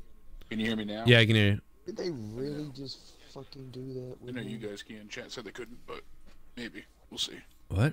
Yeah, they should be able to hear you. We've all been hearing you. Yeah, I got the feed on and I got the feed on and behind me. I can hear you perfect. Sucks for you then. Oh my god. All right, YouTube, we're taking off YouTube. We'll see you tomorrow night for Thursday Night Throwdown episode 2. Last week I talked some crazy shit about that Boop chick, the Boop girl who made 24 she made 24 videos in 1 year, but was asking people for Patreon money, even though she only made 1 video every fucking 2 weeks. But I called her out, and she's been talking to me on Twitter, and we're cool, and she's gonna come on the show, and I'm gonna say it all to her live on Thursday Night Throwdown tomorrow night. It's gonna be crazy. She didn't make a video in over a year. Yeah. It was a long time. It was like 8 months. But she 9 wants months. Patreon money. There's more shit to it. That's funny. But she'll be answering to it. A lot more to it. But then she showed my comment to her fans though, and all her fans are mad at me, saying I'm a scumbag. I think WWE should make Russ a WWE champ, but we know they won't. I don't even know. Also Probably here. 50. I don't know. How many did she get off of it? I mean, I don't know. Just saying. I've heard that works. So. Caveman Austin, thank you, bro. Where are we going to? Yeah, Rusev champ. Rusev versus Roman. Rusev could be the American hero instead. Oh, he could be like, I've been in America. You know what? I've been in America. This country is actually amazing. They've given me everything. You're a scumbag, Roman Reigns. I don't know. Where you want to go? Why don't we go all the way over? All right, let's go there. Fuck it. No one ever goes over that way. No, they might this time, but fuck it. Let's go anyway. Prisoner I barely see. Let's go it anywhere. Who cares?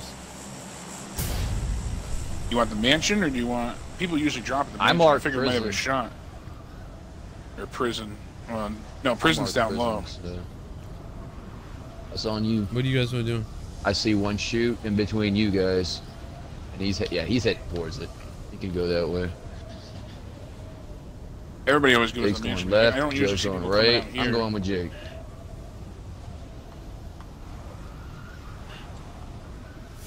I'm pretty sure I'm about to drop it any fucking second. Yep, I'm going right here. Alrighty. Hey, YouTube, we're leaving YouTube, guys. Alright, you see the woods over here? Get over to Twitch. Go to the wood area. What about the down trees and shit? Goodbye, YouTube. Head there, and then we'll work our way down to that town. Twitch.tv/Joe Cronin JCS. Man, they really dumped on parachuting, huh? Come on, You can't look at not the go as fucking far as Twitch you used chat to is be on able to. fire right now. You used to be able to Dude, sail the Twitch across chat the is having fucking map. orgasms. Good night, guys. See you tomorrow. Like where 10 I landed. p.m. for Thursday Night Throwdown tomorrow. On Twitch. It's not bad.